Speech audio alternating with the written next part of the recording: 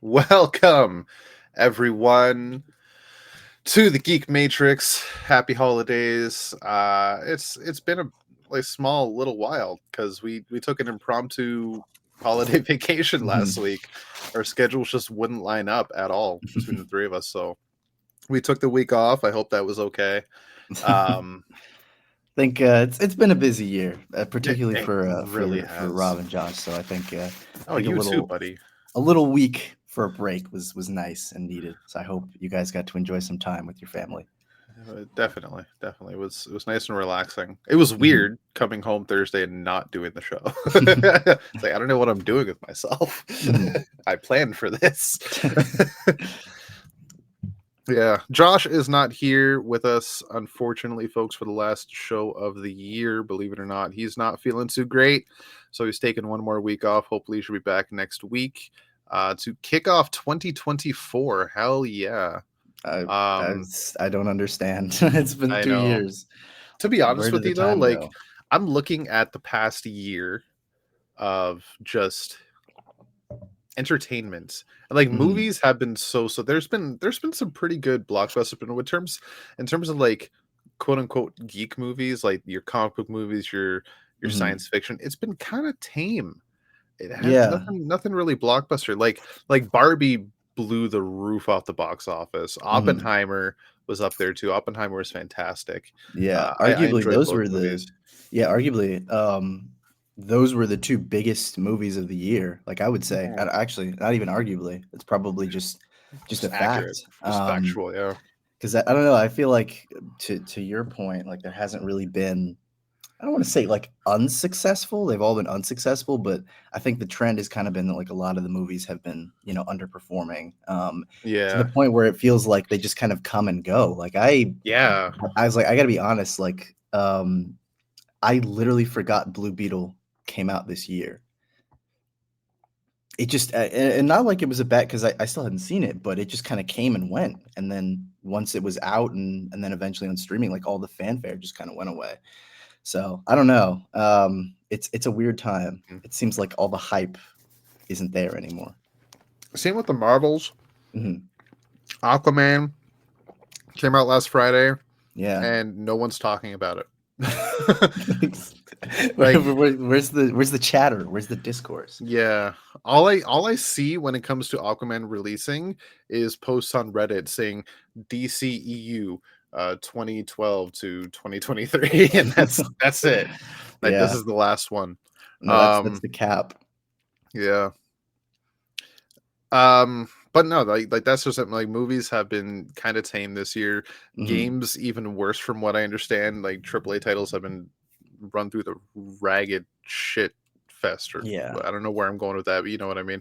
Did But we sorry, like time is just weird this year, but yeah. Spider-Man 2 came out this year, correct? Oh, the game, yeah. Yeah. That might be the biggest game this year. Everything else from Yeah. what I hear has been so-so.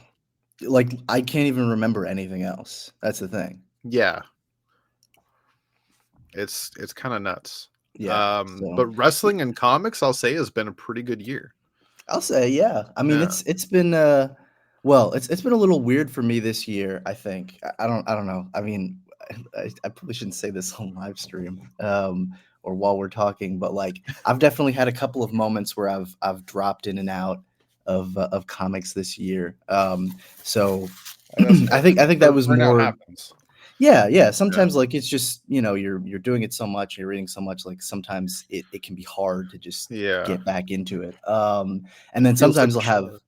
I know, and then sometimes I'll have points where I'm like laser focused and I'm super plugged in and I'm super excited. So it's kind of weird. I mean, that's not really something I can control, but hopefully next year I'm at a place where maybe it's a little more stable. And I think for me, like I think I had a point once. I don't want this to turn into my therapy session, but like I think I had a point once where like I could read 8 different books all at one time, and it was like, oh, this is easy. Beautiful.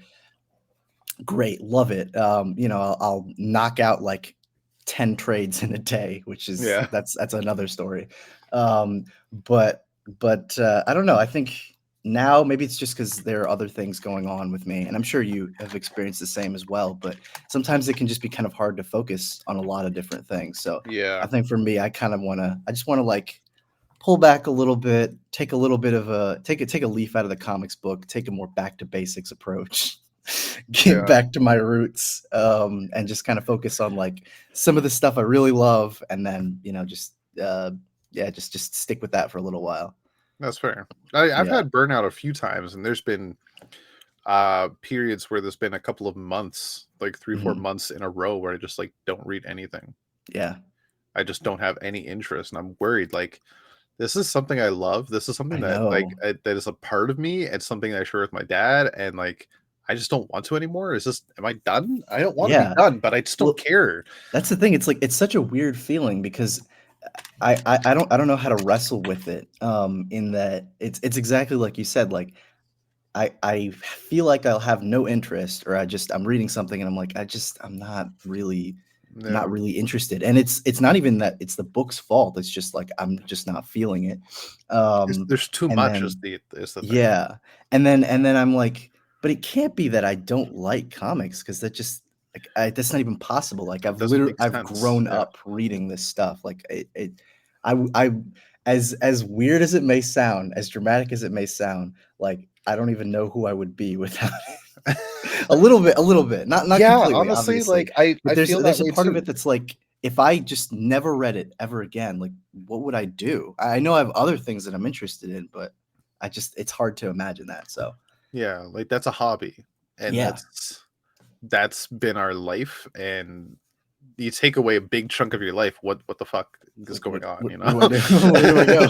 Yeah, So anyway, that's just where kind of where my head is at. yeah. No, I get that, and that's it happens. Mhm. Yeah. Um, but beyond that, like I'll still say comics has been booming this year. Like DC Oh has yeah. had quite a number of hits. Dawn of DC, I think, has been a success.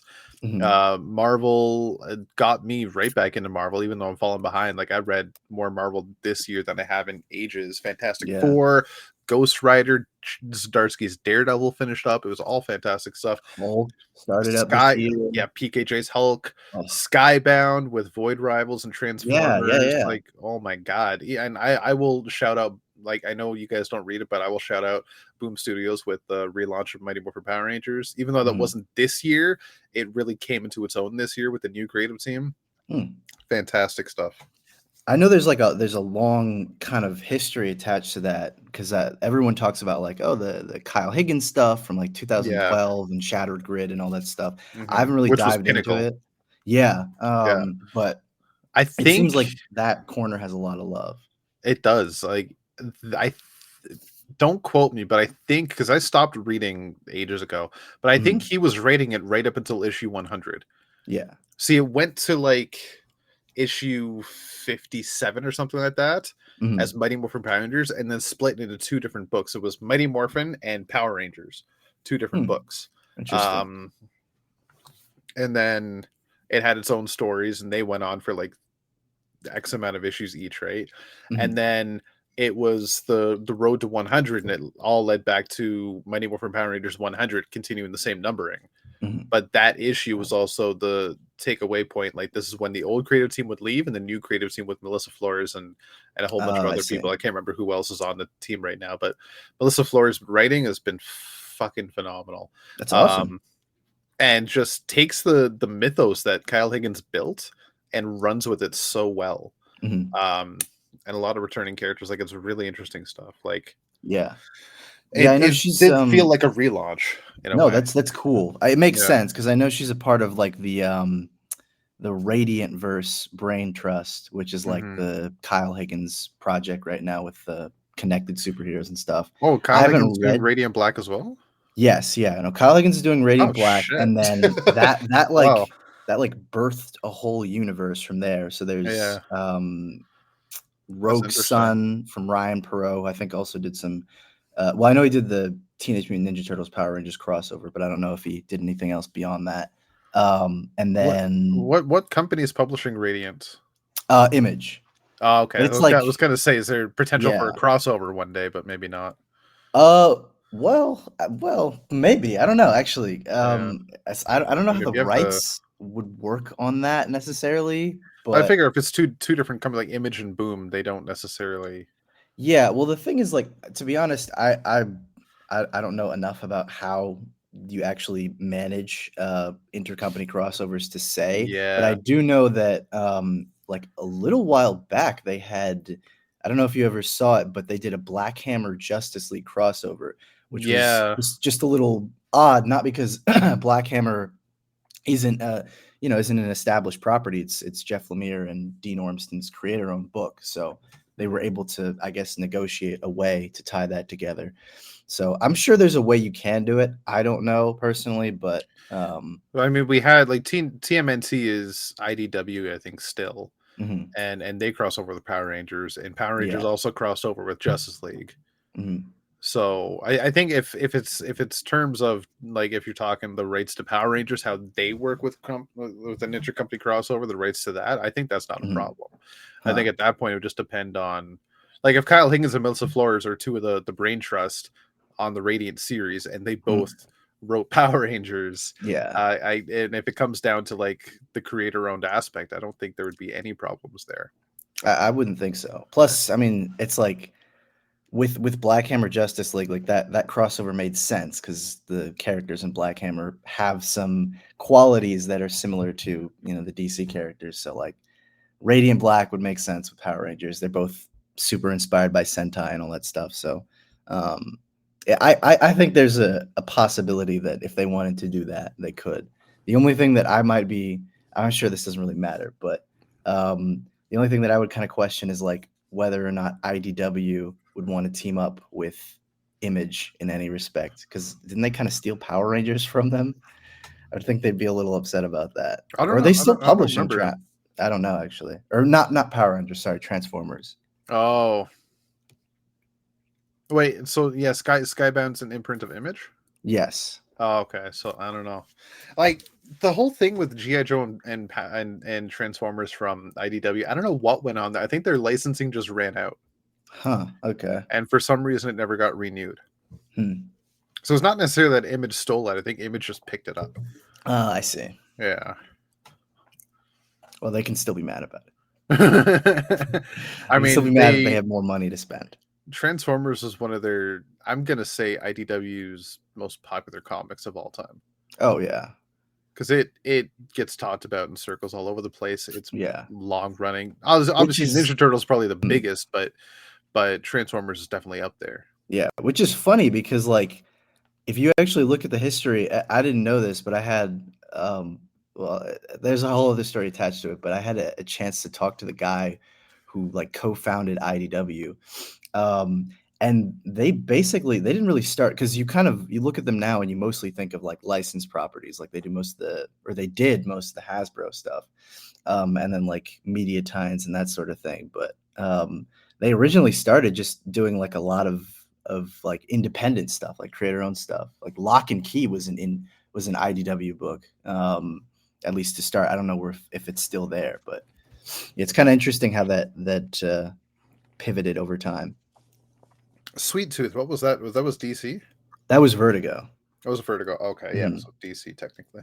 Yeah. So I think is Lock and Key. That's on Netflix now. Yeah. I got It could curious. still be at IDW. I'm not entirely sure. I know Joe Hill was doing stuff there for a little while, and then I think DC gave him a better offer with the whole Hill House books. Mm-hmm. Um, and then now he's just kind of focusing on that. And speaking of focus, Yeah, don't mind me eating. Um, speaking of focus, I was gonna say, I don't know. I mean, we could go on for another oh 10 God, minutes yeah. easily, but As Josh should kept telling probably, us after the last time you and I ran the show together, yeah. it's like you and I know. I think we went for like 5 hours. Oh yeah. No, it was like I mean, it was so much fun, but It like was, yeah. We I could go felt on and well. on and He on. had fun editing it, but I was like, oh, there was Hmm. so much. Yeah, We were just trailing off. I mean, even if you factor in the discussion you and I had yesterday about this book right here, Oh, that beast, that behemoth. it's fucking huge. Ooh. How many pages is that? That's got to be over 1,000. It's I could be off on the count, but I think it's 1,292. Okay, yeah, that makes sense. Because Yeah. it's like 30 something issues, right? It's more than that. I think it goes Yeah. 36 or Jeez. 33. And then there's Recharge 1 to 6 and Mhm. Showcase 95, 7 and 8. So it's Oh, close so to like you 40 books in here. yeah, you have the Exit to Eden story I Yeah. shared with you a little while back. It's Which funny that they collected that in there. yeah, which I kind of I know we talked about it, but I'll be honest, I don't remember much about the story. I'm kind of curious why it's here. It's not even at the beginning. Like it's Yeah, in it's in the run is actually after Sinestro Corps War. I assume it was because I forget. Does that I don't remember the arc of Green Lantern Corps where they're tackling Mongol. I want to say it's around 25, but I could be wrong. Issue 25, but Okay, I'll my guess would be it's like just a fun way to show an early time where Tomasi was writing a Mongol focused story that oh, okay. isn't really applicable to the story in Green Lantern Corps, but it's just like kind of extra. Like Yeah. if you want more of him writing Mongol, there you go. Yeah. Like I think it was him that did it with when Mongol became a member of the Sinestro Corps. Yes, I think that was in I think GLC. so. Like Yeah. that's one of my favorite Mongol stories Mhm. because of just the whole power struggle between him and Sinestro. But Yeah. can I show you the last page? Let's see it. And it kind of bugs me. This is the last page. Blackest Night begins. Oh, And it ends right before Blackest Night, and you're like, dang. well, I know I've read it all, but now I need volume 2. Yes. I was like, now you just got to get the second volume that collects the Yeah, rest of it. I could just buy the trades, Yeah. but I could also pull out the single issues I have downstairs. But I know I need it in an omnibus like Yes. tomorrow. Well, I hope that one does well. Me too. And it does well enough that they can generate a second one because it would be nice to have the whole run collected. No, I agree. And I assume including because if it's Green Lantern Corps by Tomasi and Gleason, I know that kind of stops after what Tony Bedard takes over or something. But I know Yeah, Tomasi wrote like the first 20 issues of the new 52 Green yeah. Lantern Corps. You So basically I hope followed suit with Jeff Johns. yeah. So I hope the second omnibus would collect up to that, sort of like what they did with the Green Lantern by Jeff Johns omnibus Yeah, but I'm not. omnibuses. I was Venditti. I don't know why I always get Tomasi and Venditti confused. Oh. of like was my favorite Green Lantern writers. Yeah. I'm thinking Tomasi did Green Lantern again after GLC, but maybe I'm wrong. Not that I know of. That was kind of like because yeah, it was like you said, like Jeff left and Pete just kind of I don't know why I'm talking like they're my friends, but they kind of just left together. Yeah, maybe that is it. I don't know. Mhm. But we need GLC Omnibus by Tomasi and excuse me, uh, Gibbons to do well, and Yes, we need Kyle Rayner Rising to do well, so we get a yes, volume 2.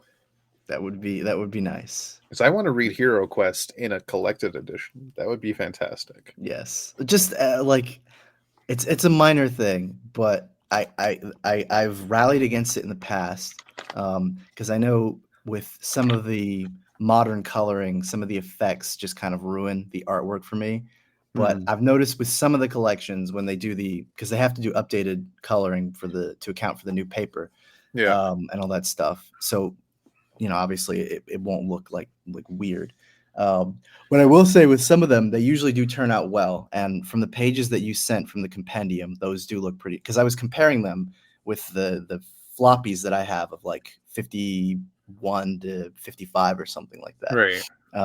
And I mean, the transfer looks pretty good as far as I can tell. So it looks like it didn't screw with the artwork too much when they had No, to like update the coloring. it looks as good as it ever did. Yeah. Yeah.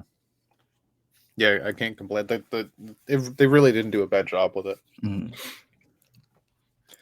All right. So before we get off track again, I just wanted to shout that out. I also one more shout out. I want to thank Josh. I know he's not here. I was hoping he would Mhm. be. This motherfucker got me Larfleeze. Oh. What a fantastic gentleman. I love this Yeah, figure. no, he sent me a picture before, and he's like, "Do you think Rob will like this?" And I was like, "He's gonna love it." So Yeah. yeah, no, I'm so Is glad that that it finally even a got to you. question? Yeah, I have like the only you, two orange lanterns in existence. it's like you have pretty much almost the full um oh Quote god, unquote new like guardians. yeah, I was like, what were they? Because I wasn't thinking of the new 52 New Guardians. I was thinking of like what was like the lineup with Hal, Atrocitus, Yeah, it was all the Indigo. core Do they call leaders. them the New Guardians That or that was on the cover okay. of, I think it was issue 52. Yeah. I think it was just after Blackest Night. Yeah, yeah. Um, but they never had an official team name Okay. within the book. That's just what they called it. That was on the cover where they had the whole team together, Yeah. all seven of them. It was basically just all the leaders of each corps plus Hal. Mhm. Pretty much, yeah. That's all it was. Yeah, I'm getting there. Like I have Mhm. Atrocitus, Larfleeze, Sinestro, and Hal. And Saint Um, Walker. I You don't have Saint liar. Walker. I don't. You liar. You think I do, but I really, I'm I'm wish so I did. angry. I wish I did, There's man. for those who are unaware, for those who are not in our Discord, which you could be if you joined Yes, you should our join. Patreon. But no, there's a toy seller who's lives near me who inherited like a huge stock, a huge inventory of figures and stuff. So I've been kind of going there and like rating all the stuff that they have on eBay. Sometimes I can get the bids pretty easily, but sometimes it's a little bit harder. But there are a few that are like I think it's one person who's screwing with me because they always wait until like the last 5 seconds and they bid and they know you can't reload your computer fast enough and then you lose out. And that happened with several lantern figures, which is why I suspect it's Rob because he knows, he had to know. It was I forget who else it was. It was like two Guardians that I'd bet on. There was a Arcus Chumuk, and the one that I was really pissed about was the Saint Walker because I was like, I don't know. I felt like when else am I going to see this? Yeah. And within like 10 seconds of it being over, I was all set to win, and then this jerk steps in and takes it from me in the last 5 seconds, and I lost. And I was like, there's no other explanation. It has to be Rob. So like Believe me, you I may wish it feign was. ignorance, but I wish I it was, know. dude. But I swear to you, it wasn't. um, I swear on the Book of Oa. I wish I could believe you. Well, I am stuck with Blue Lantern, Kyle Rayner, and Star Sapphire Wonder Woman in place Mhm. for Saint Walker, and Carol Ferris. I have no Mhm. Indigo Lanterns. They have. I think I saw one. I don't know No, if I they ever exist. actually. Yeah, there's like a DC Yeah. Direct one, but I was kind of like, eh. There's at I least Indigo one, yeah. possibly Monk, but I think that's it. Hmm. That'd be cool. Oh well, oh no, I was thinking of well yeah, there is an Indigo, but there's also a Indigo Lantern Ray Palmer. Have you seen that? Yes, that's right. Yes. Yeah. They actually have two versions. There's a DC Direct version and there's a DC Universe Classics version. And there Hmm. was like some Amish guy in Ithaca who just had like a bucket of toys, and I saw Yeah. it and I was like, "What?" So I think I got it for like $10. Oh, nice. It doesn't have the staff though, so it's kind Yeah. of bummed. But no, that one looks because I've always loved that design. It was like the coolest part, and they had like the Adam and Hawkman Blackest Night tie-in issue. That was like one of my favorites, and I love that suit. So I was super stoked when I saw they had a figure for it. Yeah. That you're lucky to find that. Mm. I wish people around here sold shit like that, but Well, I don't know where this guy got it. There's just weird people in upstate New York. They just come into things with stories, and you're like, that sounds like it should be in a book or something. Like I don't know how you happen upon this, but yeah, you know what that it's a reminds weird me of? place. What's that? A college kid years ago that went a couple towns away from his home, went to college, didn't have any friends, but he brought his old N64 with him. Went to one Saturday morning, went to the neighboring houses where there was a Mhm. yard sale, see what he could find, and he found a copy of Majora's Mask. Oh my god. Not the golden edition, please. No, this Oh. you don't know the creepypasta, do you? Oh, oh, oh. I Yeah. forgot about yeah, that's like the Ben Ben whatever, died, yeah. Ben Hurt. Yeah. Ben Hur. Uh, so many. Um, yeah, no, I remember that from like Yeah. middle school or something. So Like long ago. creepy pasta. Yeah. There's a name I've not heard in a long time. Yeah. All right, so I'm going to give a rundown, seeing as we missed last week, a rundown of last week's books. We're not going to review them, but we did do at least for the books we were going to cover a Mhm, written review. The three of us did take turns on the books we were mhm. going to cover. So be sure to check that out on our website. It's all up on the website, I believe. Josh, I don't I think he ever think. actually told us where the Yeah, written I reviews don't go. know. I imagine it's on the website. Yeah. He posts them all. But last week we had Nightwing number 109, Batman Superman World's Finest number 22, Superman number 9, Wonder Woman number 4, Catwoman number 60, Justice League versus Godzilla versus Kong number 3. I forgot to read that one.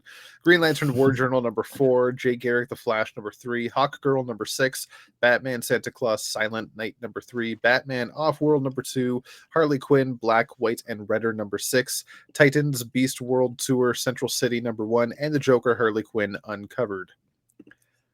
It was a hell of a week for a fucking It was holiday a big week. week. Yeah, it Yeah, was I mean a this lot of week is stuff. no different.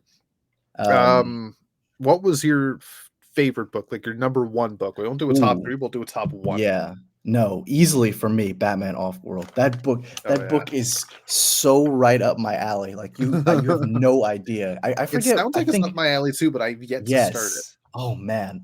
Because I forget which week we talked about it. It was just in the honorable mentions, but I said like this book feels like it's right out of 2005, and it was so Yeah. perfect for me because the premise could not be more simple. It's literally just like Batman goes to space to learn how to fight from aliens because there's an alien in Gotham that basically destroys him, and he's like, I got to get better, and Mhm. it's so much fun. It's literally it's like just Batman going Rambo on like a bunch of aliens, and it's drawn by Doug Mankey, so it looks macho as hell. You It's can't go wrong literally with that. you can't go wrong with it. And Doug like Mankey did some Detective Comics work too, right? yeah, no, he was teamed Yeah, up he with was Tomasi at the so start, fucking and then he good. did Yeah. Under the Red Hood like years ago. But his stuff on Detective was like, even if I didn't love that story when it came out, and then I reread it, and I was like, this is actually better. But the art was always Oh the no, sell for me I was because thinking like of Batman and Robin.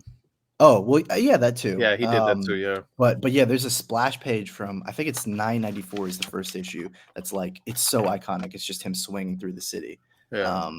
But no, that book is easily my like I can't think about that book without smiling because it is and it's so funny to me because I feel like Jason Aaron, similar to Bendis, making the transition over from Marvel to DC, like very easily could have done big high profile book. And I know he's doing Superman in a couple of Mhm. months, so this is kind of a moot point. But like very easily could have done like big high profile takeover. He could have done like I don't know Flash or Green Lantern or Aquaman or something like that.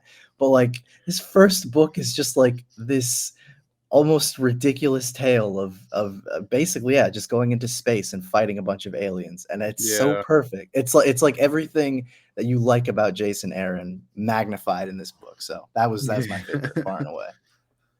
Yeah, I really got to check it out because Mhm. it is such a simple concept that Yeah, nobody's fucking done. Like no, like literally, it's and pretty it's I don't know, wild. like at first you think it's like, oh, this is gonna be silly because you kind of want your Batman stories to be more grounded, but like Yeah. it's the funny thing is it's actually it's more grounded than you think it would be because it's like, It's oh, Batman. he's in space. Yeah, but it's no, it's literally like there's a line in the second issue. I don't want to spoil it too much, but he's literally just like, you know, I may be like far away from Gotham. I may like have, nothing in common with these people. But at the end of the day, a lot of them are just fighters. And that's what I know. So this is basically like home. And you're like, that Awesome. works so well. Yeah. So yeah, that book is a lot of fun. What about I you, my friend? I look forward to see what Jason Aaron is gonna do in Oh yeah, for the future. sure. Well, He's not we'll even just doing Superman in a couple of months. He's doing it in 2 weeks. oh God, Yeah. oh God. Because I keep forgetting it's January, like in 2 weeks. Oh Yeah. God. It's January Um, on Monday. yeah. I Oh, I'm know not time ready. fucking flies. Yeah. Um, right. That's what I was gonna bring up though. Like I forgot, like way back at the beginning of our show. We're already half an hour deep. Typical. 2023, great year for comics. I would say 2024. I'm not as enthusiastic about so far. Interesting. Yeah, like Well, there's been some. there's Yeah. no major reveals yet, apart from Jason Aaron's doing 3 issues of action, and then Mhm. Williamson's taking over. But I already have a bad taste in my mouth on it because PKJ has been taken off Action Comics prematurely. Yeah, which we'll talk about because Yeah, it factors into a book for this week, obviously. exactly. But With the annual, yeah, yeah, there's been some shakeups, and I think some people are definitely unhappy about some of them.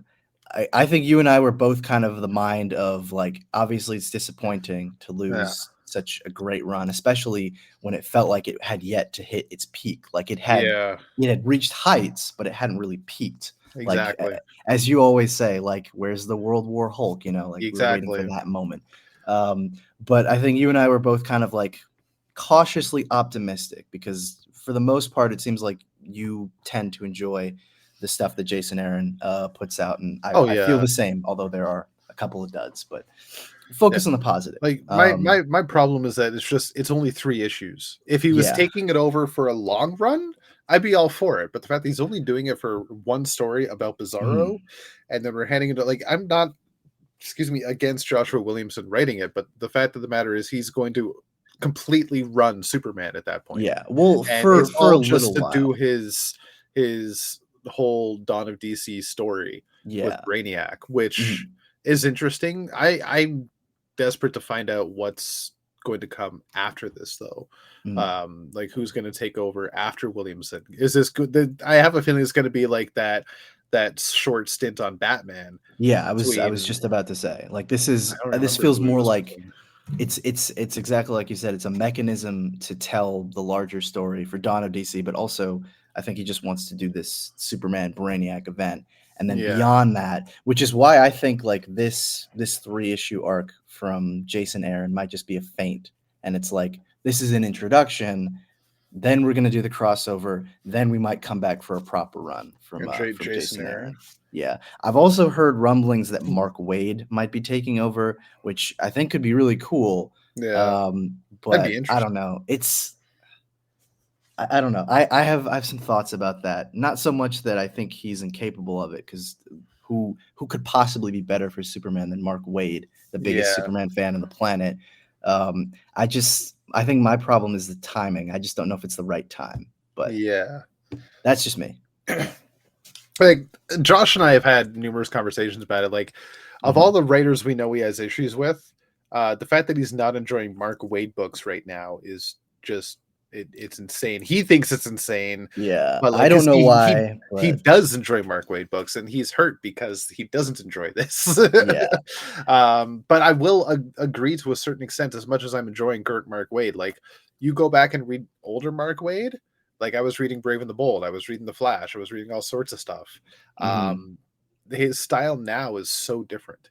Yeah, which makes sense, I think, Yeah, because you gotta factor in like, well, for one thing, excuse me, DC's in a very different place, right? Because Mark Wade left around 2008, and think yeah, about all that has happened in the past 15 years. yeah, Also, it's I don't know, he's just had a very different trajectory than what you might have imagined, him doing in like say the 90s or early 2000s, because he was at Boom for a while. He was doing a lot of creator-owned stuff there, Irredeemable, obviously, and yeah, the Unknown and all that stuff, and then went over to Marvel around 2000.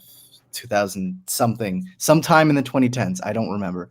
And then was there for a while, and it seemed like he was happy to an extent doing stuff there. And then, yeah, just all of a sudden kind of came back. But I think doing that other stuff kind of changed maybe his writing style a little bit, or just the way that he was interested in telling stories. Because I know one of the things that Josh commented on was like the stories are kind of more tame than maybe Yeah, they've been in the past. a little And sillier at times. yeah, if you look at like the last few things he was doing at Marvel, like let's say the last 5 years or so, like Champions, Doctor Strange, um, the Fantastic Four mini, stuff like that. Like that stuff is, it's a little more lightweight. Yeah, Maybe not so much Doctor Strange, but definitely Champions.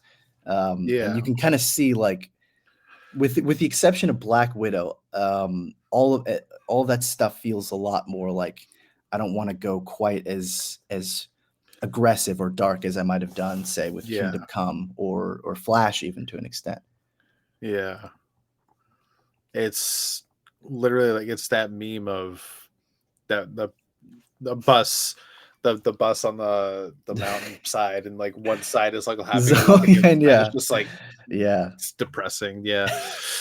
Which I mean, I don't blame him. Like you tell that kind of Which Mark story, Waid are you reading today? yeah. It's like you tell that kind of story for so long. At a certain point, you're like, I just want to do stuff that's more uplifting. Yeah. And if you read like, I remember he took over Captain America for like a brief hot second before Ta-Nehisi Coates became the main writer, and that stuff is like, it's fine, but it's very much like Saturday. What did Josh say? Like Saturday afternoon cartoon or something. Like that is one time where I'll give him credit to where Mark Waid Yeah. was kind of writing for, let's say, not the most sophisticated crowd. It's not a Yeah. bad thing, mind you. Just yeah, it was kind of weird to go from Secret Empire to like, smiling Cap taking down the Rampart. Ooh, Yeah. like that sort of thing. So Yeah. Like I said it back when World's Finest started, or at least when I think when we got to the date issue yeah, that Josh loves to hate so much. yeah, um that it feels like Mark Waid is one of the longest running current writers in comics. mhm. So many great books on his resume.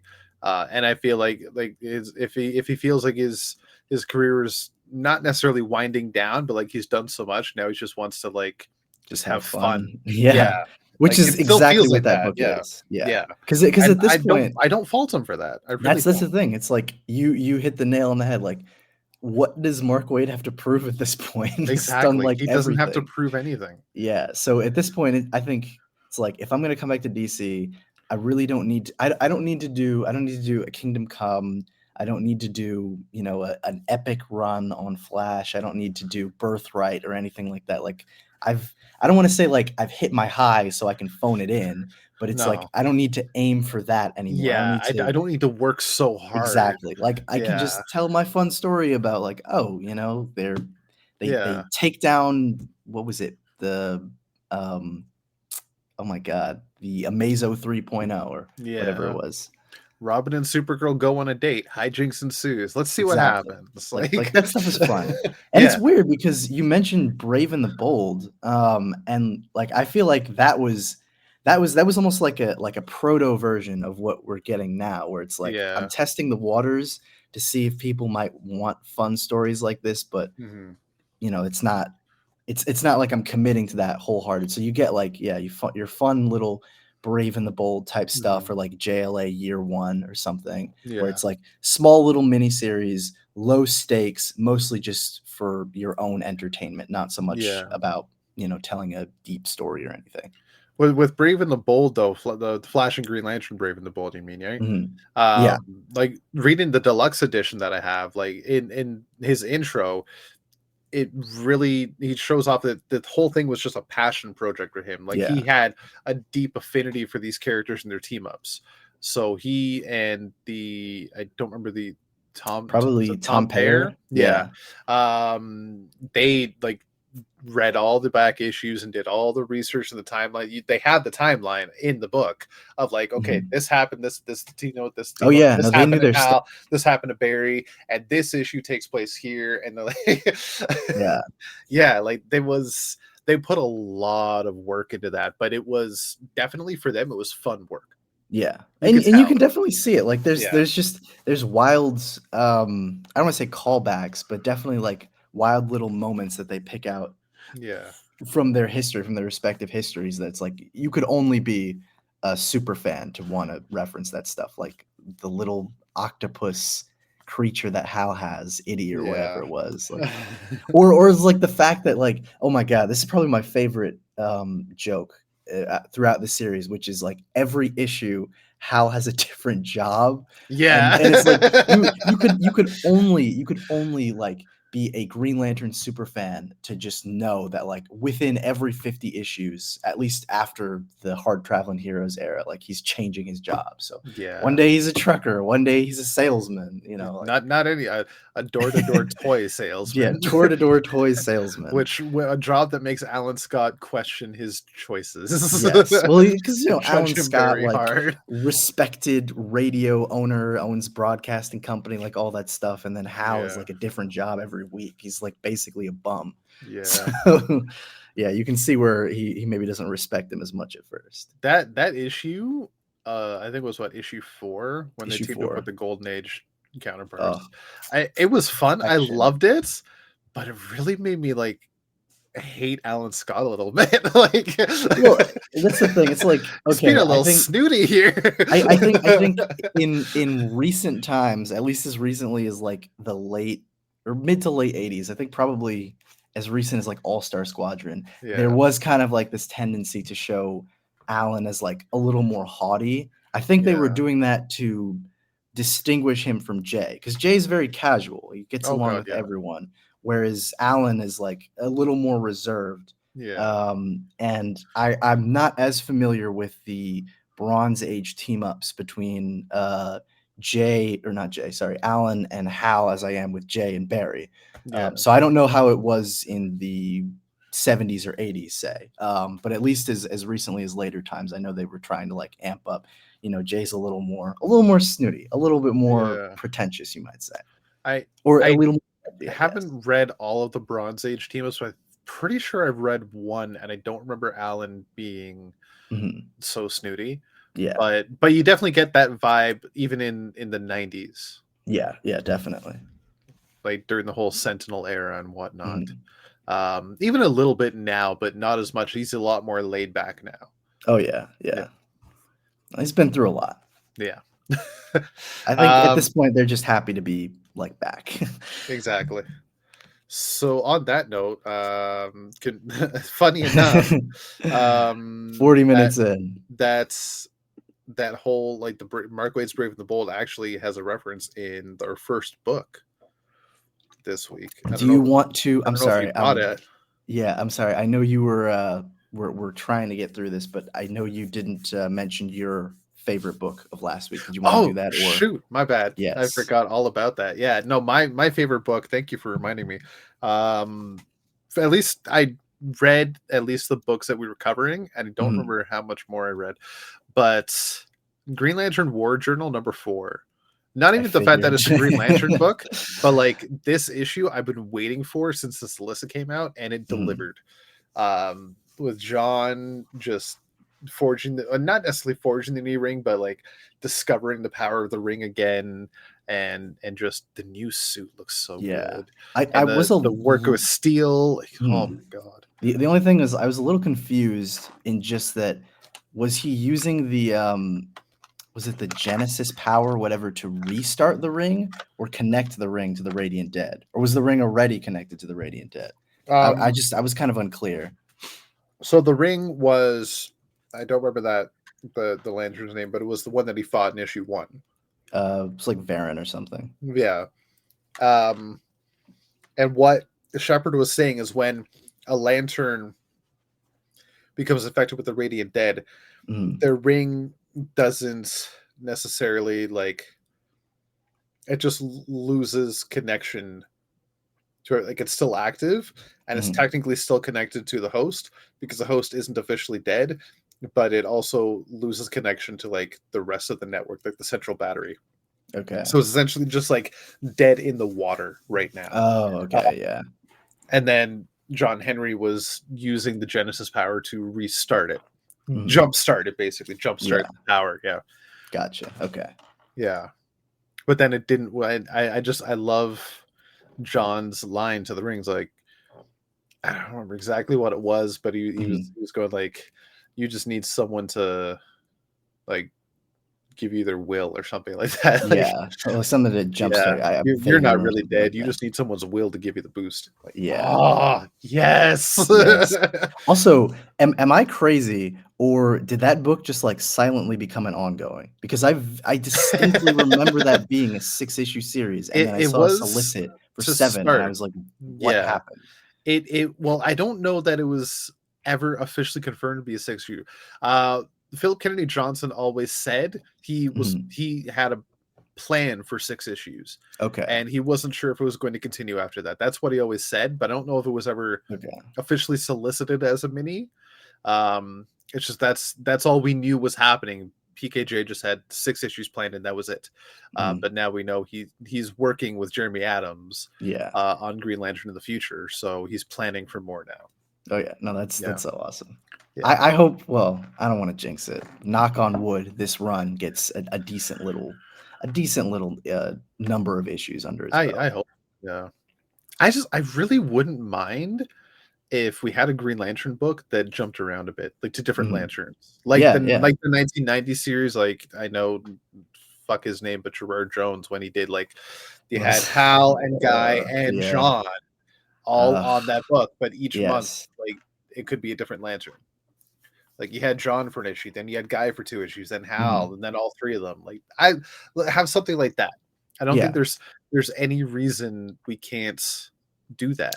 You know what I would really like? Because I don't remember how interconnected some of those stories were, but I think if you were gonna do that and you wanted to still keep people invested in one story, just find a way to switch out the main characters, but have the main story all tied together. So it's like, okay, Hal is coming at it, whatever enemy it is or something like that, from this angle, and then we shift the perspective to Kyle's perspective or something like that. But Yeah, it's still the main thing. So it's like, I don't know, let's say they're investigating like the death of a new god. I'm ripping that off from Final Crisis, but whatever. Like yeah, let's say they're investigating the death of a new god or something, and it's like Hal's doing the front work, and then is attacked by like some people from New Genesis or something, and then while he's dealing with that, we shift to Kyle's perspective, and it's like okay, Kyle's got some kind of investigation, and he calls in Wally or something. It's like I don't know. You can find a way to like shift the main characters, but still keep the same story. yeah. And I'd be that interested to see does that. remind me. I don't remember what it was now, but it was a Green Lantern book I was looking at. That Mhm, was a collected edition where there was like very similar idea. There was one quote unquote villain. It was a character or mhm. antagonist, if you will, that throughout 3 different issues, 3 different books, I think even dealt with Alan Scott, Hal Jordan, and Kyle Rayner at different time periods. Huh. I wanna say that's, like, Faster Friends, but I don't know. That does sound like it, but Um, I'd have to look it up. But yeah. that's I remember reading about it. Mhm. I don't know, like this sounds really interesting. I need to read this. Yeah. But now I've forgotten all about it. It just sounds kind of familiar. But I think that's like on the same track you're getting at, right? Yeah. Yeah. Um Hey, DC, call yeah, us. exactly. We We've got got it. lots of We can do ideas. it. Yeah. What the Oh, okay, yeah. That was like even like the you guys prompted me to give a Sodom Yat pitch the other day. Well, I'm just saying, like, if it was like I mean, it's probably not the best way to do it, but I don't know. If it was like multiple characters, you could have, let's say, other writers tackling that character, still working together. But I guess the only reason I'd be wary of that is because like they tried that with Beyond and it kind of worked, but then it fell apart because people clearly weren't. respecting other people's contributions. But if you had a group of people who were working together well, like let's say 52 or something, I Yeah. think it could work. And 52, I don't know about the rest of y'all, but I liked it. Yeah, no, that's a I'm gonna be great honest. story. Yeah. But yeah, it would be like if it was us, it'd be like, okay, first 3 months I'll do Hal, then the next 3 months you'll do Kyle, then I don't know, our friend Kirk would do John, and then Josh would do Guy or something.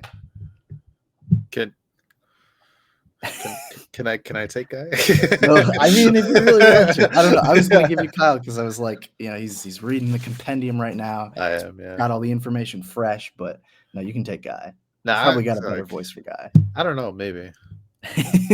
I keep thinking he's from Boston, and I know I'm wrong. So maybe I'm not the right choice for Guy. I don't know. Maybe Baltimore is just Boston, but in Maryland. I'm gonna get in trouble for saying that.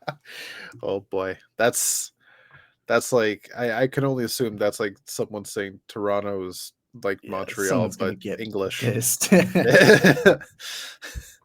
All right, so we're gonna start off with honorable mentions since Josh is not here and he's usually the one that reads all of these. So we don't have much to go on, but we have Batman, the Brave and the Bold, number 8, the Penguin, number 5, Power Girl, number 4, Batman, Santa Claus, Silent Night, number 4, Batman Beyond Neo Gothic, number 6. I cannot wait to get into that one. Cyborg, number 6, Amazon's Attack, number 3, and the Sandman Universe, Nightmare Country, The Glass House, number 6. And I think I saw a new issue of Superman Meshi come across my screen earlier today. Maybe. I don't even know. Yeah, I've been meaning to check that out, but I have not been following it yet. I've just been like, I read the books we need to read, and I read like some of my side books, and then like I don't have the drive to read anything more. No, I get it. Yeah, I'm really into like nonograms right now. So that's like taking all my attention. I see. Yeah. All right. Well, our first book, official, is Green Arrow number 7. Of course, my screen had a fucking reload. You bastard. I hate when I had things ready and then it decides to fuck off. Okay, this is Green Arrow number 7, written by Joshua Williamson with art from Carmine Di Giandomenico and Trevor Hairsine, with colors from Romulo Fajardo Jr. and letters from Troy Pateri. Beautiful cover from Sean Izaxi and Romulo Fajardo Jr. I really hope I'm getting his last name right. So this is the first issue post Ali returning to life. Officially, he's out of the timeline, out of time travel, and he's been reunited with his family. And we do get a brief glimpse in the opening page of all the various times he's been with the Justice League. You can also pinpoint which one's which. You get the Silver Age, and you get the 80s, and you get the 90s, and then the more modern era during the, I guess it was Bendis Justice League. Like 2 years ago. Yeah. And then he right away, I'm back, baby, in a new Arrow car. I'm pretty sure that was like his Golden Age Arrow car, wasn't it? His Arrow, like slightly updated, but basically the same. Yeah, so he's still as ridiculous looking. Oh god, yeah. Like the spider buggy looks nicer. It's not a good design. It really isn't. No. It looks ridiculous. For the 40s, might be better, but not 2023. No. You're not going to be driving down with a fin attached to the top of your. It just looks ridiculous. Yeah, unless you're Batman. But that's he's got 2, so it counts. So thanks to Roy and Dinah, he is still rich. They were able to avoid pronouncing Oliver Queen legally dead, so his money is intact. So he did buy himself a new Arrow car and a brand new shiny suit to go with it. And it's very similar to the old one, I think, but I like it. Looks good. He heads straight for the Hall of Justice to reunite with the Justice League, and he finds that there's nobody there. Lights are off and nobody's home. So he goes around to various members, Batman, Superman, Wonder Woman, even Black Adam, like basically everybody. Everybody you can talk to. Martian Manhunter, the Adams, Hawkgirl, Aquaman, Barry, Zatanna, even Bobo the detective chimp, and they all either tell him to fuck off because they're busy with fighting, or just take turns telling him that they all just decided to disband and let the Titans take over. Mhm. And then he finally meets up with Hal, so they have their own little bro out, which Yep, always and of nice to course, see. I was just gonna say, of course, it's in front of a pickup truck Yeah, because that's the only thing they're capable of driving, apparently. not just in front of, well, I think that's what Hal's driving now anyway. Yeah, But also in front of an airport, of because course. yeah. um so they're getting they're having a little discussion about it too, and about everything that happened, and just catching up with each other. But also Hal bringing up how Ollie has such a family, and he always figured that back in the day that him and Carol would be the ones to have a little lantern flying around. Um, but this is when they bring up the whole sidekick, and this is the reference I was talking about to Brave and the Yeah. Bold. Yeah, Wally already has the name Teen Lantern. Mhm. That was issue 2. I know, I was like, I thought I was tripping at first, and I was Yeah, like, "No way." yeah, Yeah, that crazy green costume he had, yeah. That Barry was was getting wild. jealous. "You're stealing my sidekick, how dare you?" Yeah. Oh man, that was a fun issue. So this like that's what I'm talking about. The whole series is just it's Yeah, such a love letter to those characters. But he is. anyway, Yeah. Um, yeah. So they have a little tete-a-tete, and that is when Hal notices at the airport after a plane just landed, some Kund soldiers. Uh, sorry, I should say that a little more clearly so nobody mishears me. Kund. I usually say "Kund," but it can be Kund is to better. avoid a Yeah, mistake like that. yeah. Because I heard myself say it, I'm like, oh shit, I should pronounce that a little more clearly. Yeah, the Kund, that's a better way to pronounce it. Kund soldiers are hijacking, or at least trying to get some stuff from the plane, running some illegal operation on Earth airports for some fucking reason. But that's when Hal suits up, grabs Ollie, and the two go off to save the day yet again. We then close off with Ollie back in what can I only assume is Star City, heading into a rooftop base where he meets up with Connor, and they talk about the various members of the Justice League that Ollie met up with during the day. Um, Connor was spying on each of them while Ollie was distracting them, and basically confirming their suspicions that they are on the right Earth. They wanted to make sure that they were actually home, and they definitely are. Despite the fact that Batman seems a little weird, but he's also Batman. Something is always up with him. It's Um, usual. yeah, it's typical Batman. Um, so then Ollie says, okay, so our next mission is we got to go find Roy. And we know Waller's up to something. So let's you and I go take care of this. But then we see watching them from above, saying only the word crash is none other than onomatopoeia, with two pistols Yeah. in hand, ready to fuck up some green arrows. But let's face it, two green arrows is better than none. And I don't think onomatopoeia is going to get anywhere close. Onomatopoeia, he never really got to tussle with Connor, did he? Not really. Yeah, I mean, there was the like brief fight that they had during Sounds of Violence or whatever the arc that Kevin Smith first did with that character. No, yeah, But be, I think that's number 2. yeah, but beyond that, I Yeah. yeah, I don't think so. I've got to get Quiverman so I can actually. I think I Oh, read it's Sounds of so Violence, good. but like that's the one I'm missing. Yeah, I have 2 and 3, but I need number 1 for yeah, Quiver. And that like, that book is so good. A little overwritten, I'll admit, but yeah, it's yeah, it's one of my favorites. I gotta fucking read it. Right. So Green Arrow number Evan, what did you 7. think? Is it 7 really? I don't know why I keep thinking 7. 6. Yeah, it's number 7. Holy shit. Fucking on. Awesome. Like it was fun. The art, Mhm. fantastic. Nice little rundown of Ollie catching up with everybody. And it's got the same Green Arrow fun you'd expect Mhm. from him talking to all the other his fellow heroes, especially like as you know, I'm gonna love his little buddy moment with Hal. Of Was course. just fantastic. Very simple issue, like literally not much happened in this issue. Mhm. Um, I know my synopsis felt like a lot, like I talked a lot, but there really wasn't that much. Yeah.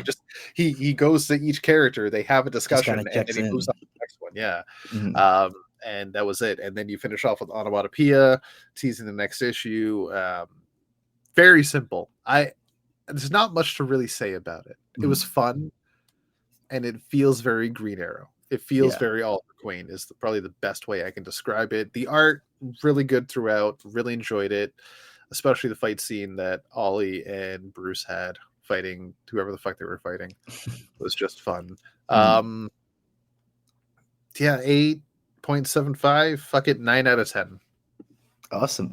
Yeah, 9 out of 10. it's funny that you mentioned Quiver because a part of that story is Ollie kind of feeling out of place. There's more to it, um, but yeah, Ollie kind of feeling out of place in like the modern DC world where everything is new and different, and all these characters are like changed from how they were. And this issue is almost exactly that, where it's like after everything that's happened since he's been gone, all these characters have gone through some major developments to a certain extent, and he just kind of feels a little weird. And he's like, the Justice League was my anchor. I don't even have that anymore. And now, Yeah. like, Superman's working with Lex, Batman's crazier, maybe, Yeah. and Wonder Woman is an outlaw. Like, what's going on? What's So happening? Yeah. yeah, so it's like it's cool to see Ollie just check in, feeling a little weird, but at the very least exploring that he doesn't quite fit in. So you can understand to an extent why he's feeling maybe a little bit anxious towards his fellow heroes right now. I'm Yeah. hoping this doesn't turn into Green Arrow OMAC project, but we'll see. Oh God. Um, Can you imagine? yeah, no, I would prefer it's not be that. But no, aside from that, really fun, great art. Yeah. Getting Carmine DiGiandomenico and Trevor Harrison is always a win. So good stuff. Yeah, I Yep. gave it an 8.75 out of 10. Right on. Yeah, that's having Connor back as well. Mhm. So fucking good. I love Yeah. it. And working with Ollie, like, so fucking good. They All just have right. such a great partnership. Yeah. All right, now we're gonna speed on over to the Flash number 3, bought to us bought. Well, I guess you bought But it, yeah. Brought in to a us way. by Brandon, yeah. Yeah. But yes, now this is a Flash, a number 4. We're already on issue 4. We are speeding along, haha, with this run, slowly but surely making our way through the story. Written, of course, by Simon Spurrier with art from Mike Diodato Jr., colors from Trish Mulvihill, and letters from Hassan Otsmane Elhau. This is another issue that's fairly simple, like not a lot going on, but the basic gist of it is after the supposed death of Max Mercury, or at least disappearance of Max Mercury in the last issue, Wally is in a state, a very brooding, contemplative state, which Ira notices as he's sitting at the kitchen table, just in silence, not saying anything. And as she is about to check in, he just vanishes like a deadbeat dad. I'm kidding. Wally would never. And disappears into a strange realm that we saw in the last issue, which is somehow beyond time and space and distance and direction and all this stuff, and a place where he feels a kind of bliss in that he's lost all his memory. But back at the West family home, Ira is noticing that he's looking at some of the information related to the case files of the speedster like drug designer or whatever it was, that whole subplot of the the guy Chad who had somehow developed speed powers. And so Ira decides to do a little investigating of her own, making her way to an abandoned museum to find out a little bit more about some of these strange people who may or may not be developing speed based powers and that sort of thing. And in doing so, she runs into none other than Jesse Quick, who apparently is on assignment from Barry Allen to investigate further. And at first, Ira is kind of confused like, why isn't Barry investigating it himself? But as Jesse tells us, excuse me, Barry's kind of going through some stuff right now. So still I trying understand. to, still trying to figure out where he is and how he fits into this new speedster world where he's not the Flash anymore, at least not the sole Flash. Anyway, we cut over to, I believe it was Chad's girlfriend or something like that. Someone who I think had so, known yeah. him at least, yeah, ex girlfriend, who ends up injecting one of the designer drugs that gives her momentary speed powers and then speeds off. And of course, Thunderheart and Jesse give chase, trying to at least talk to her. But basically, we're kind of cutting back and forth between that story where they're trying to chase her down, and Wally, who's still in this other dimension, speaking with a mysterious stranger who's just kind of talking about the nature of the place and how it kind of differs from everywhere else that he's been, and that he's kind of disconnected from everything. But eventually, Wally is able to make his way back to um, his own regular dimension, right in the midst of an unexpected attack, I would say, from Mirror Master, who basically has Iray momentarily trapped before placing a bomb to detonate the place and then walking off through the mirrors, of course.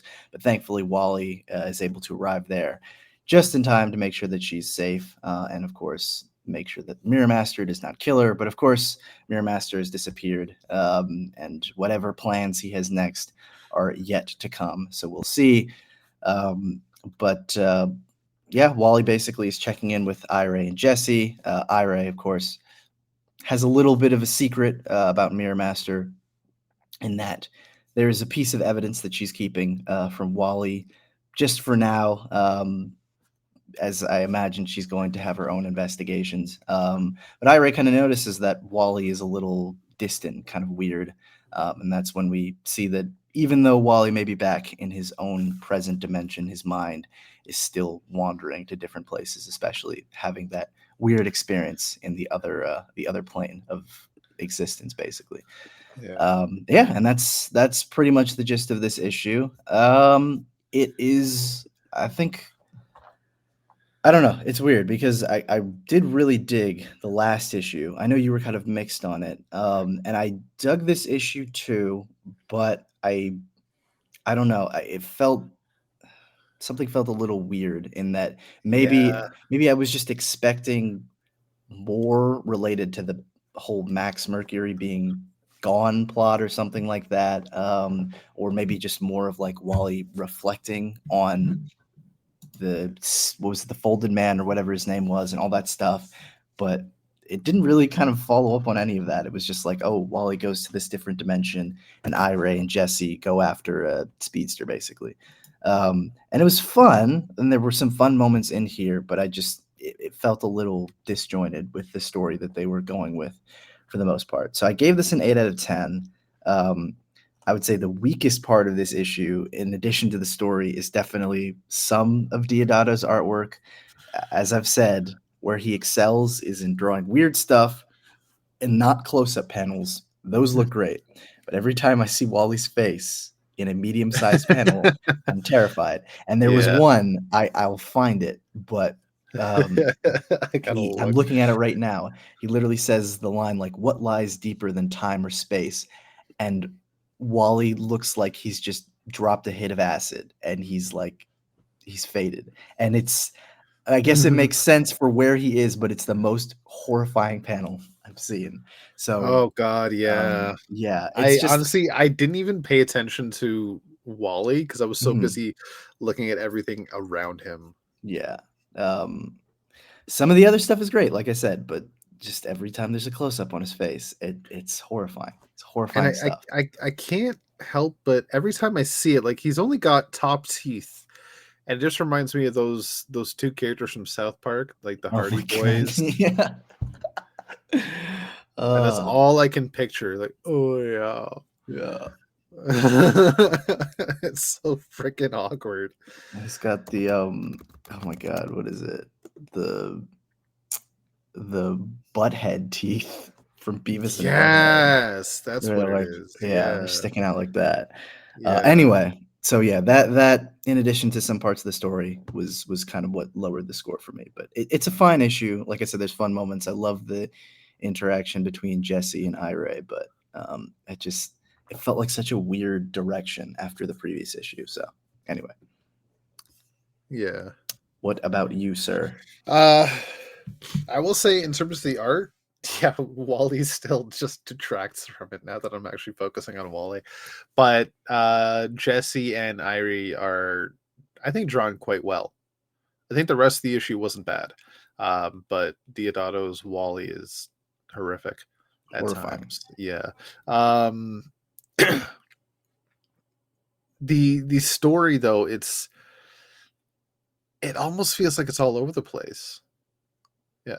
Um, it just it's awkward. like I was kind of into this whole other dimension thing with the Speed Force and what's going on with these statues and how they seem to be moving almost in real time. I like that, but at the same time, it doesn't feel like it feels like we jumped 3 chapters ahead. Um, it doesn't feel like it's working, like it's flowing as a story properly.